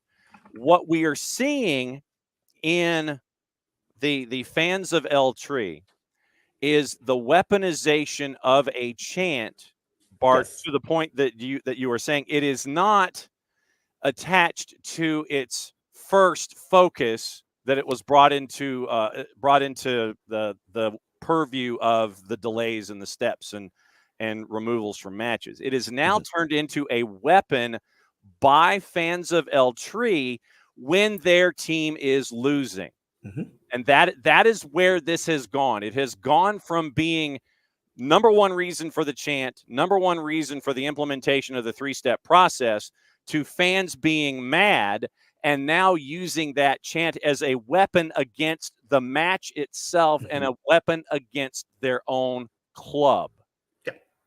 Bart. Yeah, and again, they're petulant children who can't accept the fact that they're not good anymore. And that's what it is. They're spoiled little brats who can't handle the fact that we're better than them and consistently proving it. The fact that they can't even get over, the fact that we've beaten them, 7 times in a row. They can't freaking even score a goal on us. It's been, cue the meme, it's been 83 years, before, since Mexico scored a goal on the U.S., it feels like. And I think the problem is the process and this protocol just doesn't work.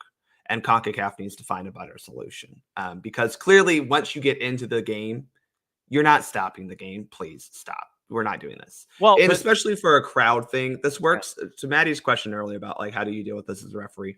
You can't. You can deal with this if players do something. You can do this maybe at my level. If a parent says something bad, I can be like, you're out of here. But with what? I mean, how many people does Jerry Rolls hold? 80 to 100,000 people. I know it wasn't fully full last night. Yeah, it had 60 last night. It holds 100 in the building, and you can have 110 on the property. You got 60,000 people. There's no way that a referee can control that. Stop. That's absolutely not going to happen, right? We're look, at this level, you're just lucky you control the 22 people on the field, let alone the people on the benches. So I think it's insane to even try to put this on the referee. And I think the problem has to be keeping these people from the solution has to be keeping these people from being in the stadium, because once they get in there, that's where the problems come. So then let me ask you this, though. When it comes to minutes added, it is referees' discretion about adding full minutes. True? If you sit there and say, hey, there's 6 on the clock, can't you call it and sit there and it's like, nope, we're done? Well, I mean, you could, yes and no. I mean, in this case, you could say, no, we're done. We've reached step, at whatever we were at, 27, because I don't think we went 1 2 1 2 1 0 1 0 3. Like, that we kind of jumped around the processes. He could have easily said, no, we're done. Especially after the second time when we stopped the match, he could have just been like, done. Yeah. But no, you're not going to, once you say 6 minutes, you're not really supposed to go down from that. Let's just put it that way. Like, well, considering what we were in that protocol, could you not have sat there and it's just if he could have and said, we're done because of this. Like, he could have done this thingy and been like, we're done. Yeah. But again, he's not the one fully making these decisions. Yeah. Drew Fisher is not acting alone.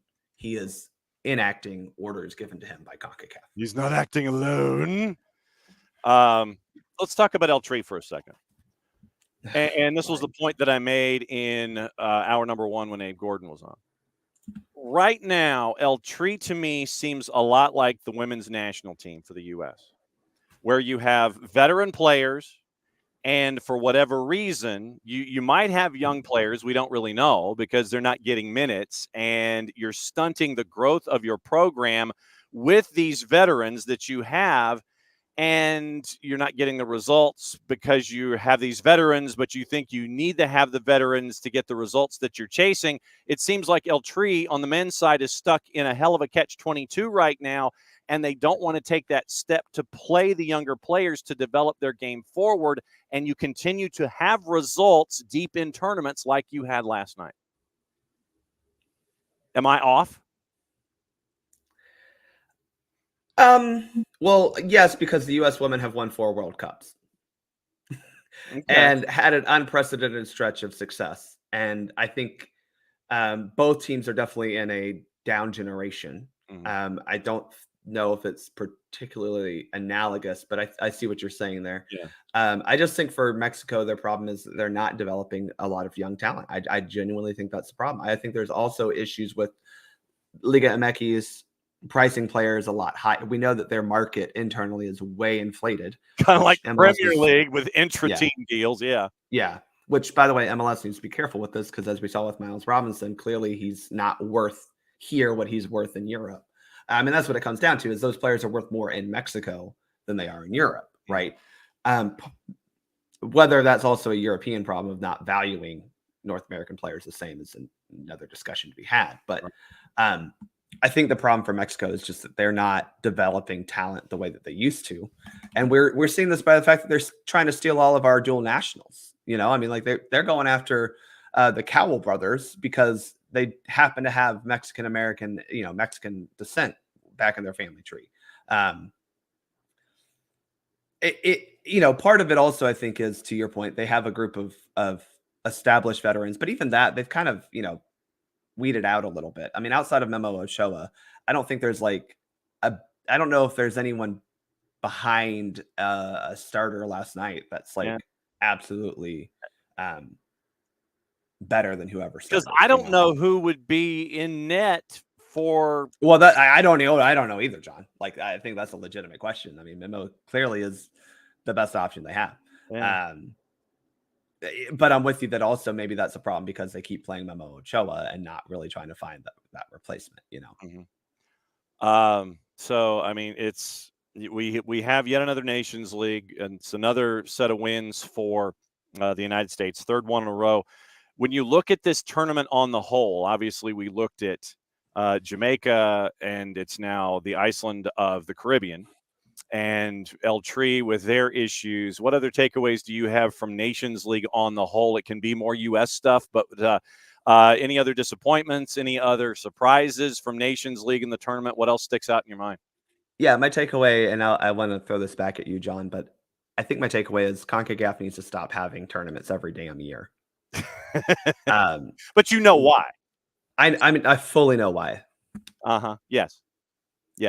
Absolutely. It's to improve the competition in the region, John. That's why. I mean, without Nations League, we don't get the Virgin Derby. I mean, we got to admit that we don't get the Virgin Derby without the Nations League. I could have pursued that and mentioned something, but I'm just going to let that go. You know me, there was you teed that up there, and knowing me, if that's on the tee, then I'm going to swing too quickly, and it's going to be a massive slice, and it's going to go off into the netting. And that was one that I'm just going to let slide on a Monday. I think that's my biggest takeaway is with Gold Cup every 2 years. Yeah.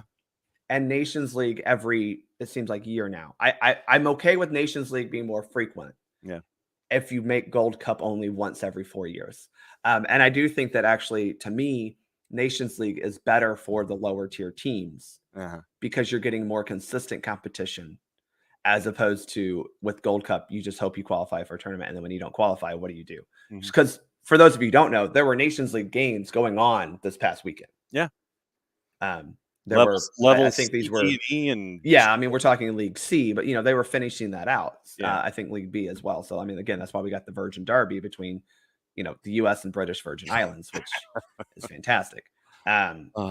Virgin Derby. And I think that's something that if I'm going to evaluate this, and this is something I felt about CONCACAF for a while, is I thought the Gold Cup every 2 years is silly to begin with. But having now this tournament, I don't think it. Look, you saw the attendance in the stadium. I think that tells you everything you need to know. It was 60,000 last night. Yeah. It was about 45-ish for the semifinals. And, to me, that just is a barometer of how fans go, oh, okay, another Nations League. And on top of that, you're doing this, 3 months before Copa America? Mhm. I'll tell you where I'm spending my money. I believe that would be at the Copa America. Yeah, the 2 games here in Atlanta. I'm not going to Dallas for that, and You want So, you want Argentina and Canada. That's where you're spending your money. oh, that's right. Congrats, Canada, for having to qualify and then getting into Argentina's group. Couldn't happen to a worse group of people. Quoting Jorge again this morning, to quote Disney villain syndrome, when everyone's special, no one is. Right. And that's, I think you're right. And that's kind of the problem, is that I think if I could, I like the idea of Nations League, because I do think it gives the teams a more, it creates competition for those lower leagues. It does not create competition, and I'm sorry, it does not create real competition for teams 6 and up, 8 and up maybe. Yeah. I think League A is fine, but like even in League A in the past, we still got a team like St. Kitts and Nevis. We still got teams like that. And once you get past the top 8 or 10 teams in this region, it's not really a good use of, and I'm speaking of this purely obviously from a US perspective, but even for like a Mexico or a Canada's not going to get anything out of playing Antigua and Barbuda, and I think that's the thing, is that for those teams, we just want to fast forward to the actual competition. But for teams like St. Kitts, for teams like Nicaragua, for teams like Cuba, Puerto Rico, those types of teams, this is a valuable tournament because they get actual competitive matches, as opposed to Gold Cup stuff where they don't really get that, because if they don't qualify, which Nations League is part of the qualification for that, they don't qualify for that, it's just not playing.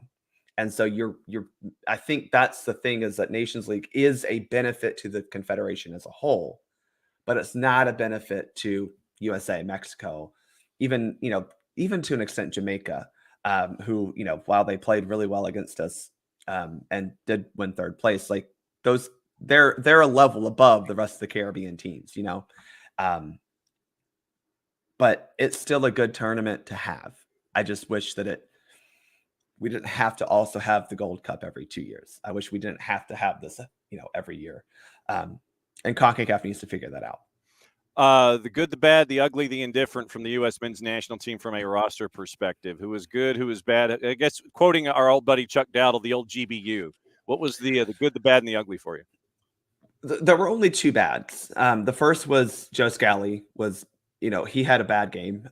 Looking back more, that goal that Jamaica scored wasn't all his fault by any stretch. And I think Tim Weah deserves a lot of blame. I think Jedi should have defended better. But he also looked bad the rest of the match, right? I mean, he got pulled at halftime for a reason. Yeah, you're on a yellow, and couldn't risk it in the semi too. Right. The other player who had, I think, a bad outing was Yunus Musa against Jamaica. I also think that's because Yunus was put in a position that he's not actually that good at. He can play a defensive-minded 6. He's great at beating people on the dribble. But if you ask him to be a facilitator of offense via passing, that's not where Yunus is going to thrive. And the fact that Tyler Adams was better at that than he was is a little bit problematic. So I think those are the only 2 players who really had any sort of negatives against them.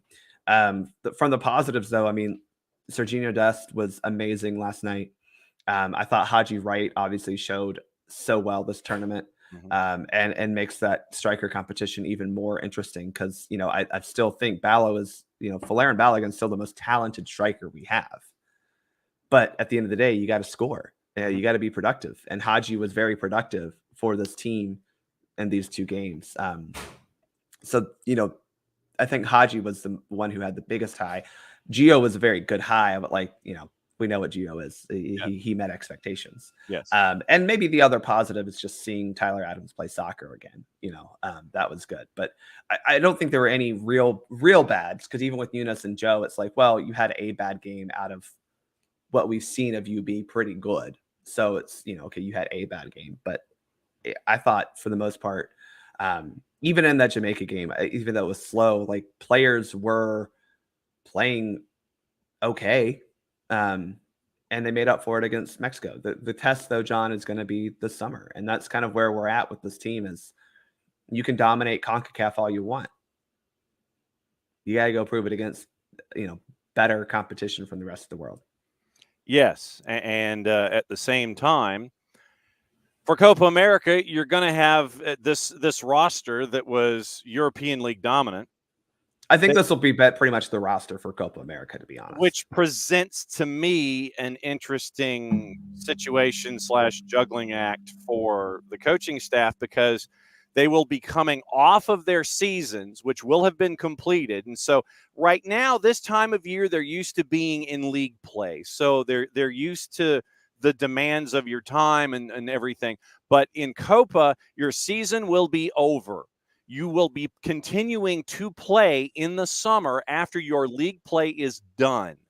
So I'm wondering, this is going to be something that I'm going to be keeping an eye on, is the overall well-being of your players, knowing that their seasons are over and they're still having to play in international play. That's something for me I'm going to keep. Yeah, I mean, look, Argentina, Brazil, Colombia, they have their best players playing in Europe as well. Mexico doesn't have good players. That's false. They have their best players playing in Europe. They're just not very good. But, we're all going to have to deal with it. Yeah. I think, again, that's why you saw, the U.S. schedule 2 friendlies in early June to get the players in there, hopefully keep them here a little bit for training camp, ahead of that June 23rd start, because, your Brazil gap matches on June 12th. So you have 11 days between the two. Hopefully they get a little bit of a break, and then, you come back ready to play, or maybe it's just a really long training camp. I don't know.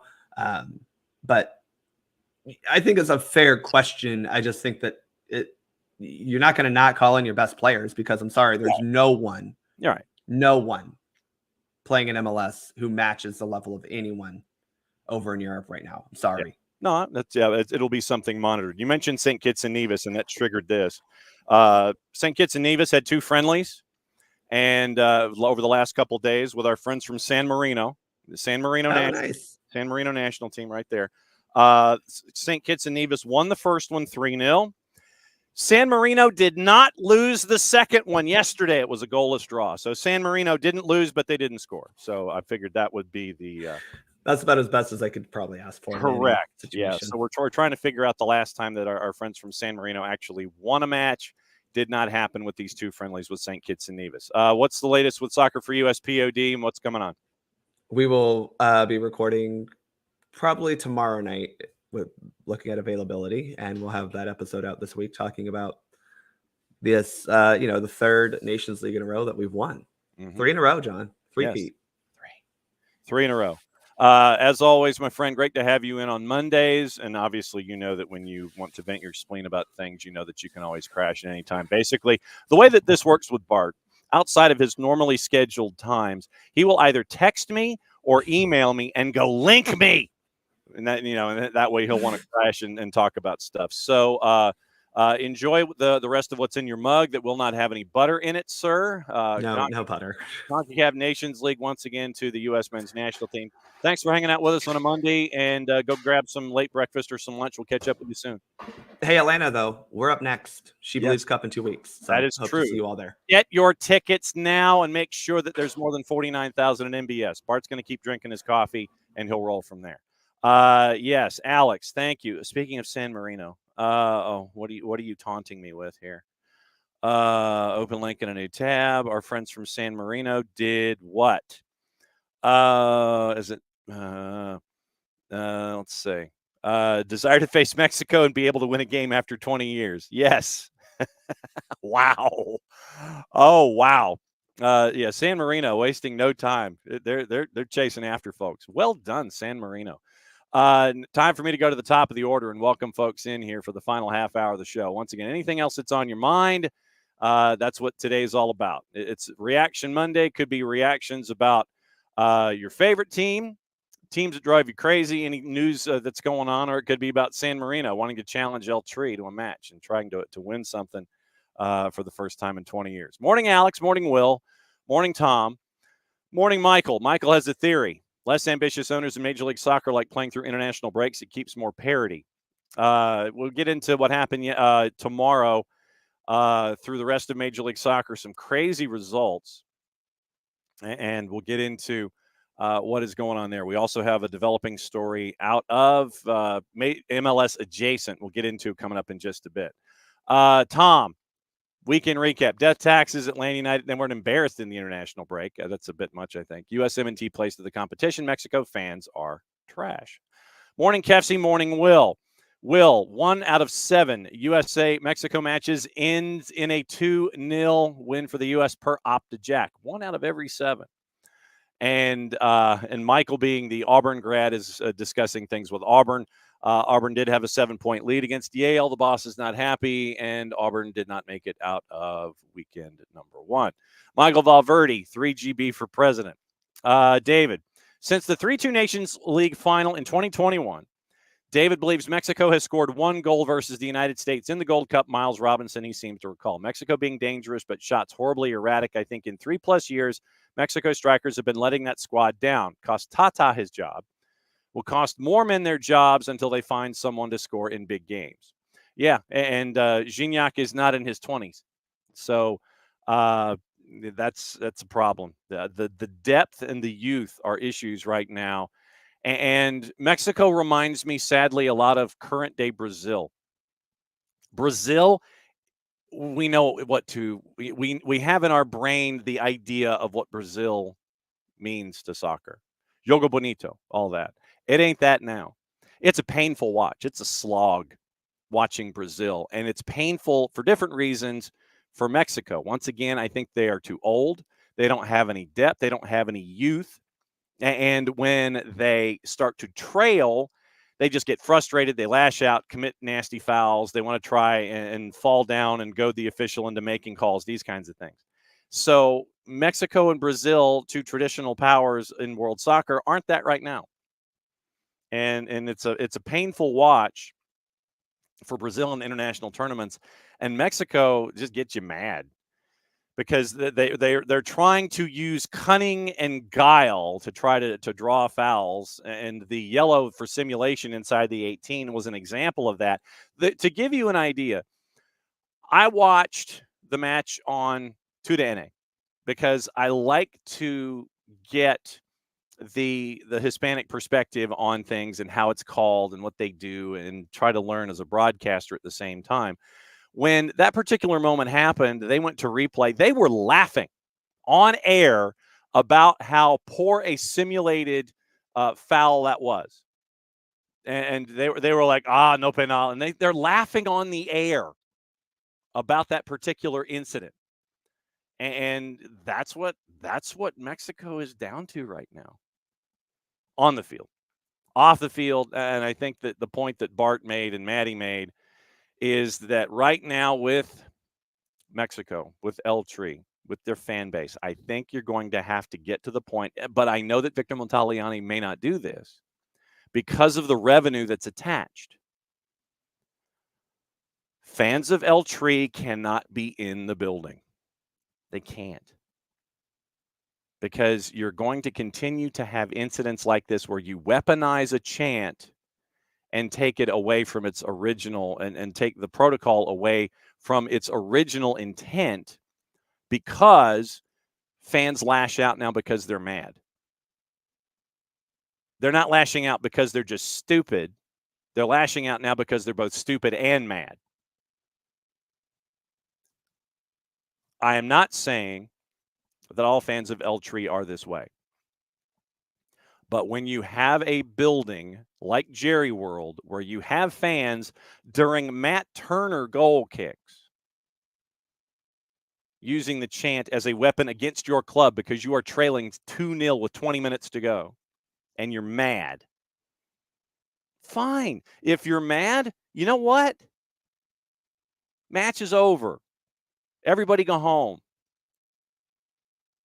I legitimately was to the point to where you're north of 90 plus and everything is still going on. And Drew Fisher, whom I thought had gone to stage one kick previous to when he did, Literally, it's like, look, you're north of 90 with what's on the board, with what's happening. This is not going to get any better.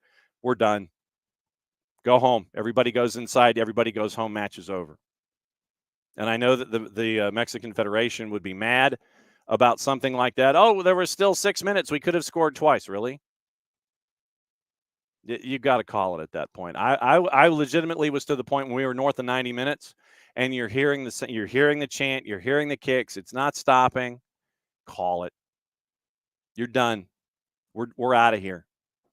Prove a point.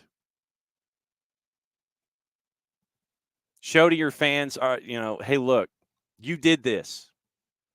You've got to, if you're CONCACAF, you've got to have the you did this moment. You've got to have these you did this moments. You've got to have those. You've got to have those moments. You've got to show your fans you caused this. And at the same time, I think that you've got to have empty buildings, but we know the main reason why that's never going to happen, because of the revenue that's attached. So that's where we are. David, apparently there's a Snyder cut of the Breakfast Club. Okay. All right. I did not know about the Snyder cut. Let's see. Let's see. Morning, Abby. Morning, Tom. Yeah, and Abby right there, thinking Mexico fans shouldn't be allowed at the national team's next game, and would have liked to have seen Luke Brennan take the field in Toronto. Yeah, Kefsey, I expected goals from Jamal, Nick, Shaba, and Shande, but not all in one match. Let's see. Yes, Kefsey was very happy to see Tyler Adams massively velocitous shot. If I read that verbatim, people might obviously get a chuckle. Michael once again says, glad the men's national team won, but until they do something in a tournament outside of CONCACAF, ...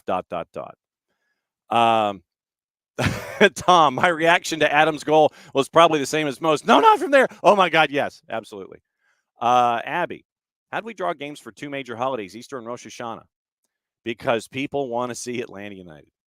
Only 1% chance of rain Sunday expected. It'll be great to see everybody outside. I imagine right now that with a high of 78, it's going to be in lot 17. Hopefully, yes, it will be pollen season. See, now the first Southern team that comes up with a pollen jersey as an alternate, I will give you full credit. I will give you absolute full credit. As Hutch says, it's pollen season. Somebody needs to give me a pollen jersey. Tom, a legal question. We know, and this is one thing that has gotten to me too, that our friends at the National Broadcasting Corporation and the Multicolored Bird Network, they are going to have the Fan Fest for the league in England in Nashville in a few weeks. Not the developing home of U.S. soccer, mind you, but Nashville. When that was announced, I literally gave them the Rock's eyebrow. Okay. I know what you're going to do. You're going to put it on the Broadway, and you're going to have folks in cowboy hats and boots and the whole schmear. What you need to do, but you can't have it on the bridge because you need to have too many people in the walking traffic. I don't know if that can handle the weight, but you're going to have it on Broadway. I know what you're going to do. Because you really can't have it toward Geodis because there's no place to park and there's no place really to have Fan Fest without shutting down that entire area. And if you did it on the grounds of the IndyCar race, it'd be over at Nissan Stadium, and then you're still looking at space and things like that. So my guess is you're going to have it on Broadway, and you're going to sit there and play to everyone there. Instead of having it at Centennial Olympic Park, at the developing home of the U.S. national team in the National Training Center. But okay, fine. Tom is planning on going, I guess, because he says when he runs onto the Fan Fest set in Nashville in a few weeks with a, quote, Premier League is the most corrupt league in the world sign, what will they do? A trespassing charge. First off, Tom, I don't know if they would let you inside the gates with that sign. The only way, and we neither condone nor endorse this behavior, is sit there and go, well, maybe you should just wander in with a blank piece of cardboard and a marker, and then put whatever you want to say on a particular piece of paper. But I don't know how they respond to, like I said, I don't know how outside security or the security at the gates to let you into FanFest is going to respond. I don't know if they let you bring in your own poster board, or it has to be league sanctioned poster board, and you have to have your own marker and you make your own little sign. So I don't know. Tom, I don't know if they will let you in with your own cardboard. You might have to do it on one of their prefab signs and write the information down. I would imagine that they will probably try and find a way to confiscate the sign. I don't think they will get you a trespassing charge, but I think they will try and find a way to take the piece of cardboard and the dry erase away from you. I don't know if it would make air. You would have to be very strategic in knowing how the set is laid out and have a piece of paper large enough to be picked up, which means you'd have to be very, very close to the set. So I don't know if your sign would actually make it just because of a proximity issue and needing to write large enough. You probably would need 4 of those prefab pieces, taped them together, and trying to figure out, okay, here's what we need to do. Just a guess. Like I said, I don't think that your standard piece of poster board would make it inside the perimeter. Apparently I played ropes in fantasy this past week. If you haven't joined the fantasy league, join the fantasy league. I always forget to do this, and the fantasy suggestions from the Jason Wright agency never make it in time on Friday for me to announce them for the weekend. Join the fantasy league. Jason Wright agency on Facebook, Wright with a W. Jason Wright with a W, AGEN on the 280 character app. Join the fantasy league if you haven't. And you can beat me consistently. The only reason that I beat ropes was because I had Denny Bouanga. I captained Denny Bouanga. And the question after that, and we could probably talk about this more tomorrow, how closely are folks looking at Gary Smith now in Nashville after giving up 5 to LAFC? Keep an eye on that. So we'll keep an eye on that. Dell. At least the Battery won 4-0 over New Mexico United. Berhalter kept his job until after Copa. Hutch, Guzan should sue for non-support. I mean, and this is the other element in this, and we can talk about this more tomorrow as well. Very, very busy week here at SDH. We've got high school every day except today. We'll go over the schedule at the end of the show. Tuesday, Wednesday, Thursday, Friday, it is all high school games in the afternoon and evening on the live at soccerdownhere.mixler.com. I wouldn't say non-support, but once again, we'd mentioned with Abe in the first half hour about relationships and getting acquainted with folks and understanding, well, if I go here, then I know instinctively someone's going to go there. When you don't have 7 players and half of your starting 11, obviously Noah Cobb, to me, grew into the game with Atlanta United and being paired with Derek Williams. That was a good dichotomy there where you have the experience of Derek, you've got the experience of Brad from behind, you've got the experience of Dax McCarty in front of you to help you out in navigating the situation. So I think it was a good learning experience for Noah as he continues to grow into a pro. And Tom, we mentioned, why do we always seem to have twice as many? Because you pick good players and they're wanted by their countries. But like we were saying, just think if Saba wasn't a part of the Georgian qualifiers, where things might be. Michael, playing through international breaks, promotes parity. Ropes don't know about GG and starting this weekend. And that's probably going to be one of the things that if you're at Mercedes-Benz on Easter Sunday, one of the things that Joe and I will talk about on Prescription for Victory. So it'll be who's back and who's left and who's right for Chicago and all those other kinds of things. So we'll look at all of that in Prescription for Victory. We'll monitor what's going on overseas with the European window and how many minutes folks had in the European window flying back, how they're going to condition late in the week. We'll keep an eye on all that stuff with the 6-pack that were lost and keep an eye on the injury for Stian Gregerson.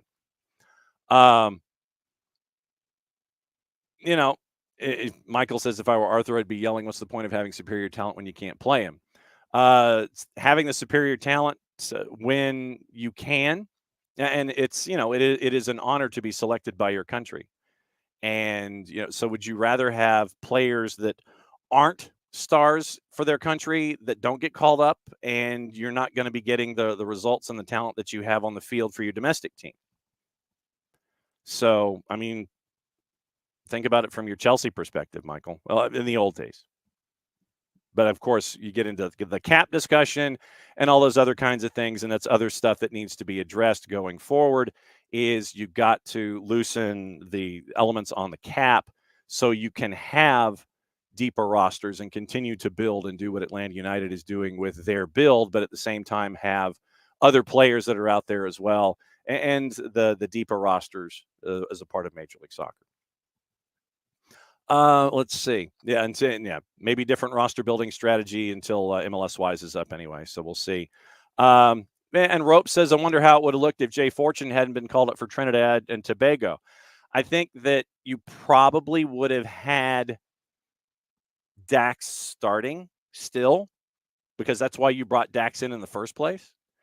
And you have that experience, and then you have Jay come in for the final 30, fresh legs and all that, like you would have seen with Mosqueda on the right-hand side, and possibly a Luke Brennan as well. So it's managing the 60s and the 30s and trying to figure out what you want to do with your club. But, yeah, I still think it would have been Dax starting. I think Jay would have come in as a sub.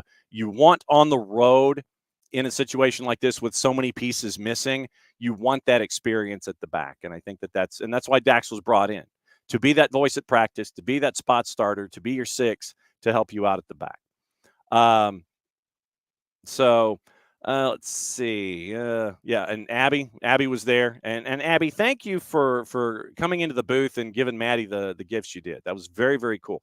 Abby came in, and I think it was at halftime. Abby came into the booth at the Fraction, and she gave Maddie a reversible Two's bucket hat, which she loved, and one of our Action at the Fraction t-shirts, which you can still buy. Our store is still up. Go to soccerdownhere.net, click on the store.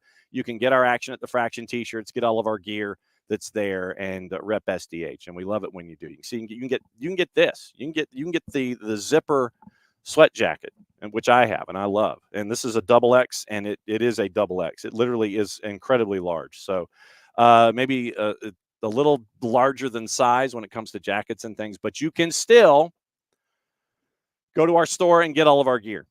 Not as annoying to see Toronto youth find goals instead of Giocatori Vecchi. Seeing Insigne and Bernardeschi chasing after goals. Also, let's see. Will, when we're going through the goals at the end of hour number 1. No, it was incorrect. Everything about MLS Next Pro referees this week. I'm guessing something happened in Huntsville. So, Will, let me know what happened in Huntsville.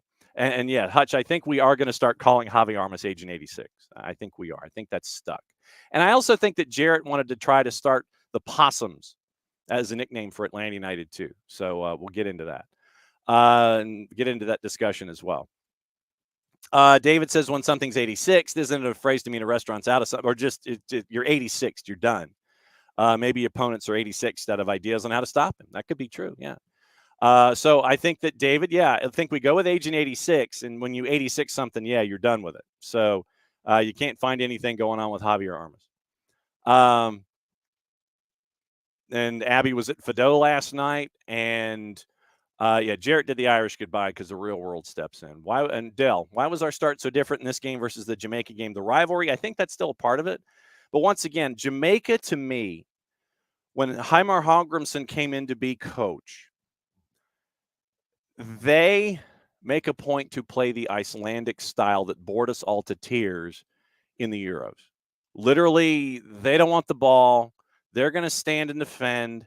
And it is so counter to what we're used to seeing with Jamaica. It might be a bit of a sticker shock, but it is counter to what we're used to seeing with Jamaica.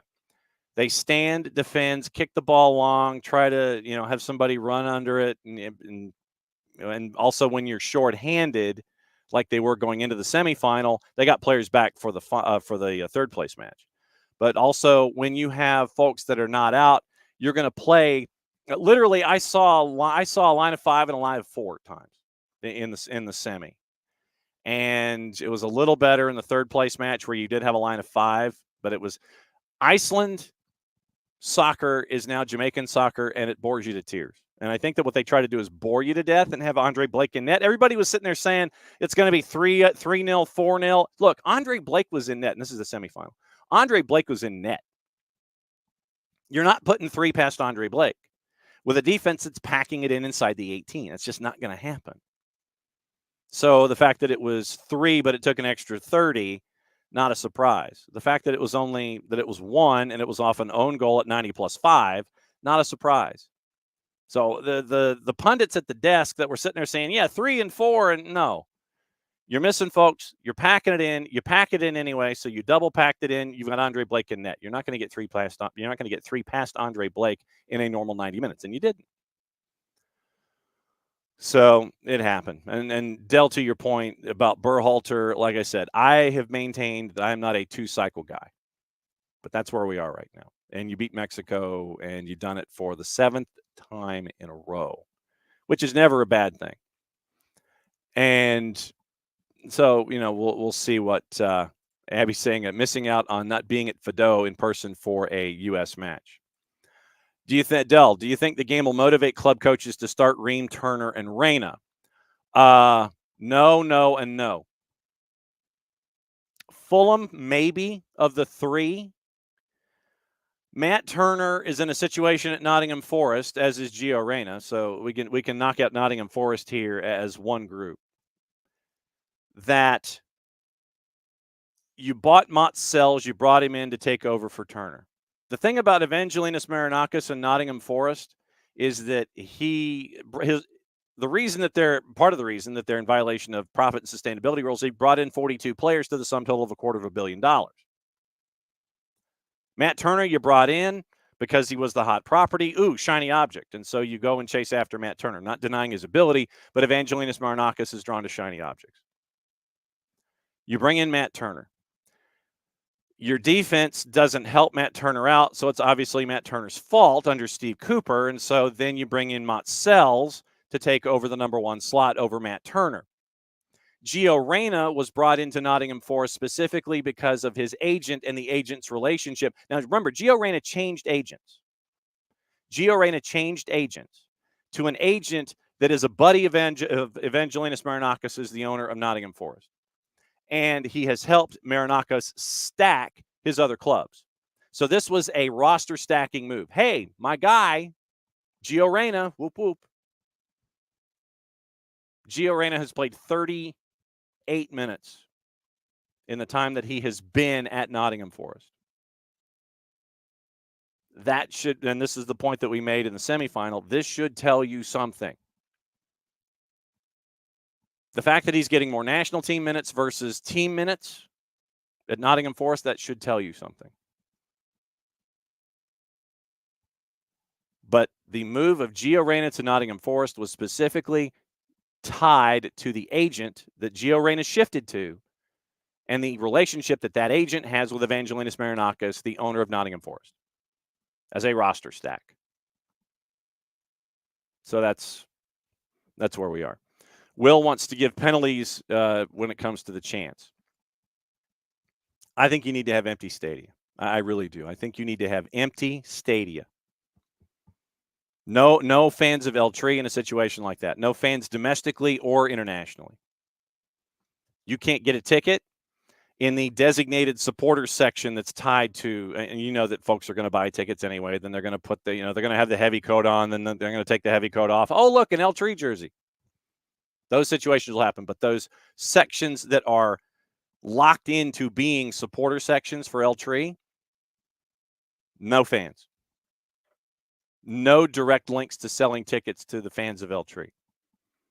Yeah, Hutch, the red lasers aimed at eyes during PKs. Yeah, and Michael, too much money to give up.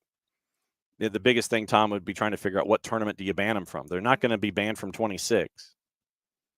And so anything between now and 26 is going to be counterintuitive to the building of a program. Morning from the West Coast, Best Coast. Good to have you guys here in the morning. I'm still shocked that you guys start your breakfast with us. That is very humbling. Abby says she saw some fighting in the second level of video on one of the social apps in Jerry World. You know, I mean, Michael Valverde wants to use crowd VAR. That's what security cameras are for, allegedly. And Wiley, it might have been some ring rust on the lockout, which reminds me to bring that point together. And I know we're going over, and I apologize. From Jeff Carlisle, as of, an hour ago. Jeff has been told there's voting on a new tentative agreement between Pro and the PSRA taking place as we speak. Voting ends at midnight tonight Eastern time, and they will see if the tentative agreement passes again. And Jeff follows this up, quoting Jeff, I'm told that the tentative agreement is being voted on by the PSRA is for 7 years. That would carry through both the current World Cup cycle and the next. Not every PSRA member is pleased with this, I'm told, but we'll see how the vote goes. So it looks like it is a 7-year agreement that is being voted on today by the PSRA and Pro. So we'll keep an eye on that, see if we have anything else to report about it tomorrow as we go. Hutch, hoping that the stadia and sports leagues are accumulating data necessary to identify the bad fans from their actions, incorporate into some sort of AI-driven scanning that will allow venues to stop those fans from being admitted. Yeah, I mean, once again, how do you enforce it? Because you know that some folks are going to do the Bobby Valentine thing, wear the fake mustache, work their way in, go and figure it out. Abby didn't see a whole lot of security in the stands last night on TV and video. Prize money, David, I'm sure there is. David's saying take away the prize money. And that wouldn't be a bad idea because they've been fined in the past, meaning the FMF, the Federation, has been fined in the past. I think they were fined the sum total of like 10 grand the last time it happened. Ooh, that's really going to make something there. Will wants pre-registration as fans have to have gone to at least 3 matches for the country to get into the country allotment and allow no Mexico fans in. And Hutch, maybe subtract minutes. Who knows? That wouldn't be a bad idea. Mexico has more nationalized players. Jorge says the coming through than young players coming through. That's why you chased after the Cowell brothers. Yeah, Michael, CONCACAF really wanted to get rid of the chant. They just banned Mexico from tournaments. At this point, CONCACAF showing it values money more. Well, I mean, yeah, you've got these contracts. You have these tournaments. That's what they're looking at. They're looking at their bottom line. And that's what you stare at. Once again, thanks for the San Marino. Can we talk about the midair nutmeg? Is there a name for that? Still having trouble processing what happened. I think that's what it was. A midair nutmeg. That's what we call it that. Alex, I wonder if She Believes was already planned when NBC wanted to have Fan Fest so they couldn't come to Atlanta anyway. I don't know, Alex, but what I would posit that if Fan Fest, I could see if She Believes was planned but because if She Believes is with another network and then you're trying to figure that out, that might be true. There might have been conversations, but still, if it wasn't, and Nashville being voted over Atlanta, Atlanta's got to have one of these coming up soon. So stuff the ballot box when that happens. I know, Tom, you will find a way to get your sign in. There you go. Custom T-shirt. Hutch says, like I said, not that we condone or endorse the behavior, but a custom T-shirt made, wear it under the jacket. Yeah, so keep an eye on Leicester now. Leicester is apparently going to take the EFL and the Premier League through legal proceedings if they go through the PSR, because apparently Leicester has now been written up. Leicester was written up last week on PSR, and so Leicester's pretty mad. And so we'll see what happens with Leicester, who wants to go through legal channels and take on both the Premier League and the EFL for their alleged violations. Placing the crazy match in Charlotte on the reffing down here radar. What a debacle as a neutral third party. WTAF, and that is not a radio station in North Carolina. Yeah, and true. Michael says, yeah, Chelsea does take international windows off. Let's see. All right. Let's see. Michael, I know I'm yelling at the choir. Going to keep yelling about MLS scheduling. Just bugs the ish out of him. Want the league to be considered a top league. Playing through international breaks ain't helping. Let's see. Hutch, give the tickets to those sections to local kids' soccer teams. I'd love that. That'd be fantastic. Yeah, and Dell, if you find the Fed, how does that make fans stop chanting? Well, then the Fed can't. It doesn't. But I mean, I think that if you try to go ABCD on this, you find the Federation. The Federation sits there and wags their finger at the fans. Don't do this, or we're going to have situations where we get fined and you can't show up. So cause and effect. We'll see what happens. Orange and black, 100% CONCACAF likes money too much to do anything meaningful to the FMF. Fans travel deep and spend. Behavior won't go away until CONCACAF loses money because of it. Yes. Don't look at what CONCACAF says. Watch it what they do. That will reflect their true values.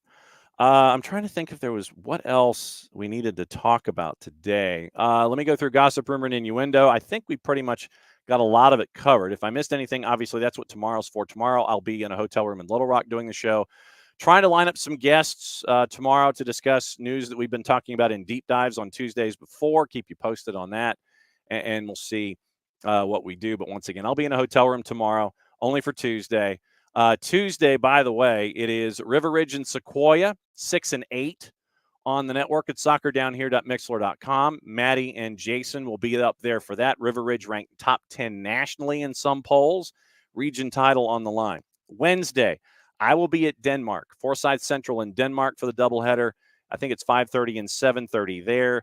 Once again, big matchups there in region play. We were at Lambert and Milton for those region matchups that set stuff up toward the top of the table. This is a chase for the 3 and the 4 with Forsyth Central and Denmark on the network on Wednesday. Thursday, McIntosh and Stars Mill. Don't know how much else needs to be said about those two. McIntosh ranked nationally, chasing after a boys title in 5A. We'll see what happens there. And Friday, this is interesting. We go to the mountains. White County and Gilmer County. First time that we've been to Ellijay for White County and Gilmer County. Once again, region rivals, chasing after positioning. We'll see what happens in the mountains. So Tuesday, River Ridge and Sequoia, 6 and 8 on the network. Remember, Jason has Atlanta Soccer tonight after the matches are over at 92.9 The Game. Also, Forsyth Central, Denmark, Wednesday. Stars Mill, McIntosh, Thursday. And it is Gilmer County hosting White County on Friday. Atlanta United, Chicago Fire, Sunday, 3:45 kick on Easter Sunday. Looking forward to seeing everybody there. Gossip, rumor, and innuendo. Manchester City are monitoring Jared Branthwaite. United, Spurs, Real Madrid also interested. 4-letter paper. Take the information at your own peril.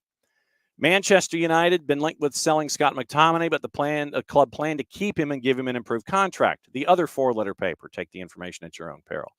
Manchester United targeting Benfica midfielder João Neves, 19, as one of their summer priorities, but they could also consider a move for Adrian Rabiot, who plays at Juve, as a more affordable option. United also tracking Barcelona defender Mikhail Thai, who at 19 faces competition from Bayer Leverkusen and Inter Milan to get signed. 4-letter paper. West Ham planning a move for Ivan Toney, who's been linked with Arsenal and Chelsea. Liverpool, City, Chelsea, all been linked with, given a boost in their pursuit of Bruno Guimaraes, with the Brazilian playmaker admitting he has other goals. Bayern Munich want a decision from Alphonso Davies next week about whether he, who has been linked with Real Madrid, will agree to a new contract with the Bundesliga champs. Spurs preparing an early summer bid between 30 and 40 million pounds for Conor Gallagher. Contract runs out in 2025. Genoa forward Albert Gudmundsson is on the radar of Spurs. Inter Milan also interested in the Icelandic international, but Gudmundsson would prefer to stay in Italy, keen on joining Inter, although Juve are also following him closely. Nagelsmann says it is, quote, not impossible, end quote, that he extends his contract as Germany manager beyond the end of the summer Euros, with talks of a new deal having been taken place. Benfica's Rui Pedro Braz is on a list of potential successors to take over from Dan Ashworth as sporting director at Newcastle United. What to watch? Where to watch it? Courtesy, once again, of our friends at Soccer American. Once again, keep an eye on the vote from Pro and the PSRA tentative agreement. 7 years on the table. Voting ends at midnight tonight. Obviously, we'll have something to talk about tomorrow, either on the yay or the nay side, and we'll see what it looks like. Soccer today. Friendlies on FS2. Azerbaijan, Bulgaria at noon, Sweden, Albania at 2. Golasso Network has a men's friendly with the U23s of France and the U.S. at 4 o'clock. And that is also on U.S. Soccer YouTube as well at 4 o'clock. So understandably, a light day across the board. And kind of stuff to talk about, stuff to watch.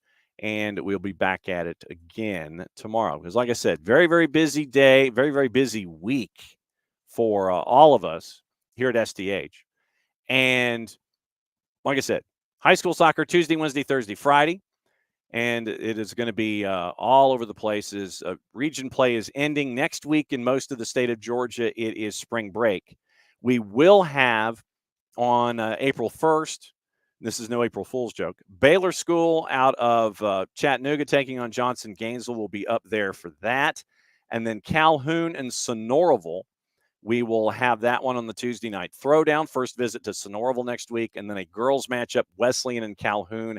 Big region matchup there in the afternoon on Friday the 5th, 4 o'clock, and it's just that one matchup to get Wesleyan there during spring break week to have the match played on the girls' side and then have them travel safely home. So 3 appearances next week, 4 appearances this week for the network. SoccerDownHere.mixler.com. Don't forget to download the Mixler app, MIXLR, and that's where all of our live stuff is. If you missed any of the matches that we've done so far, you can go back and listen to them.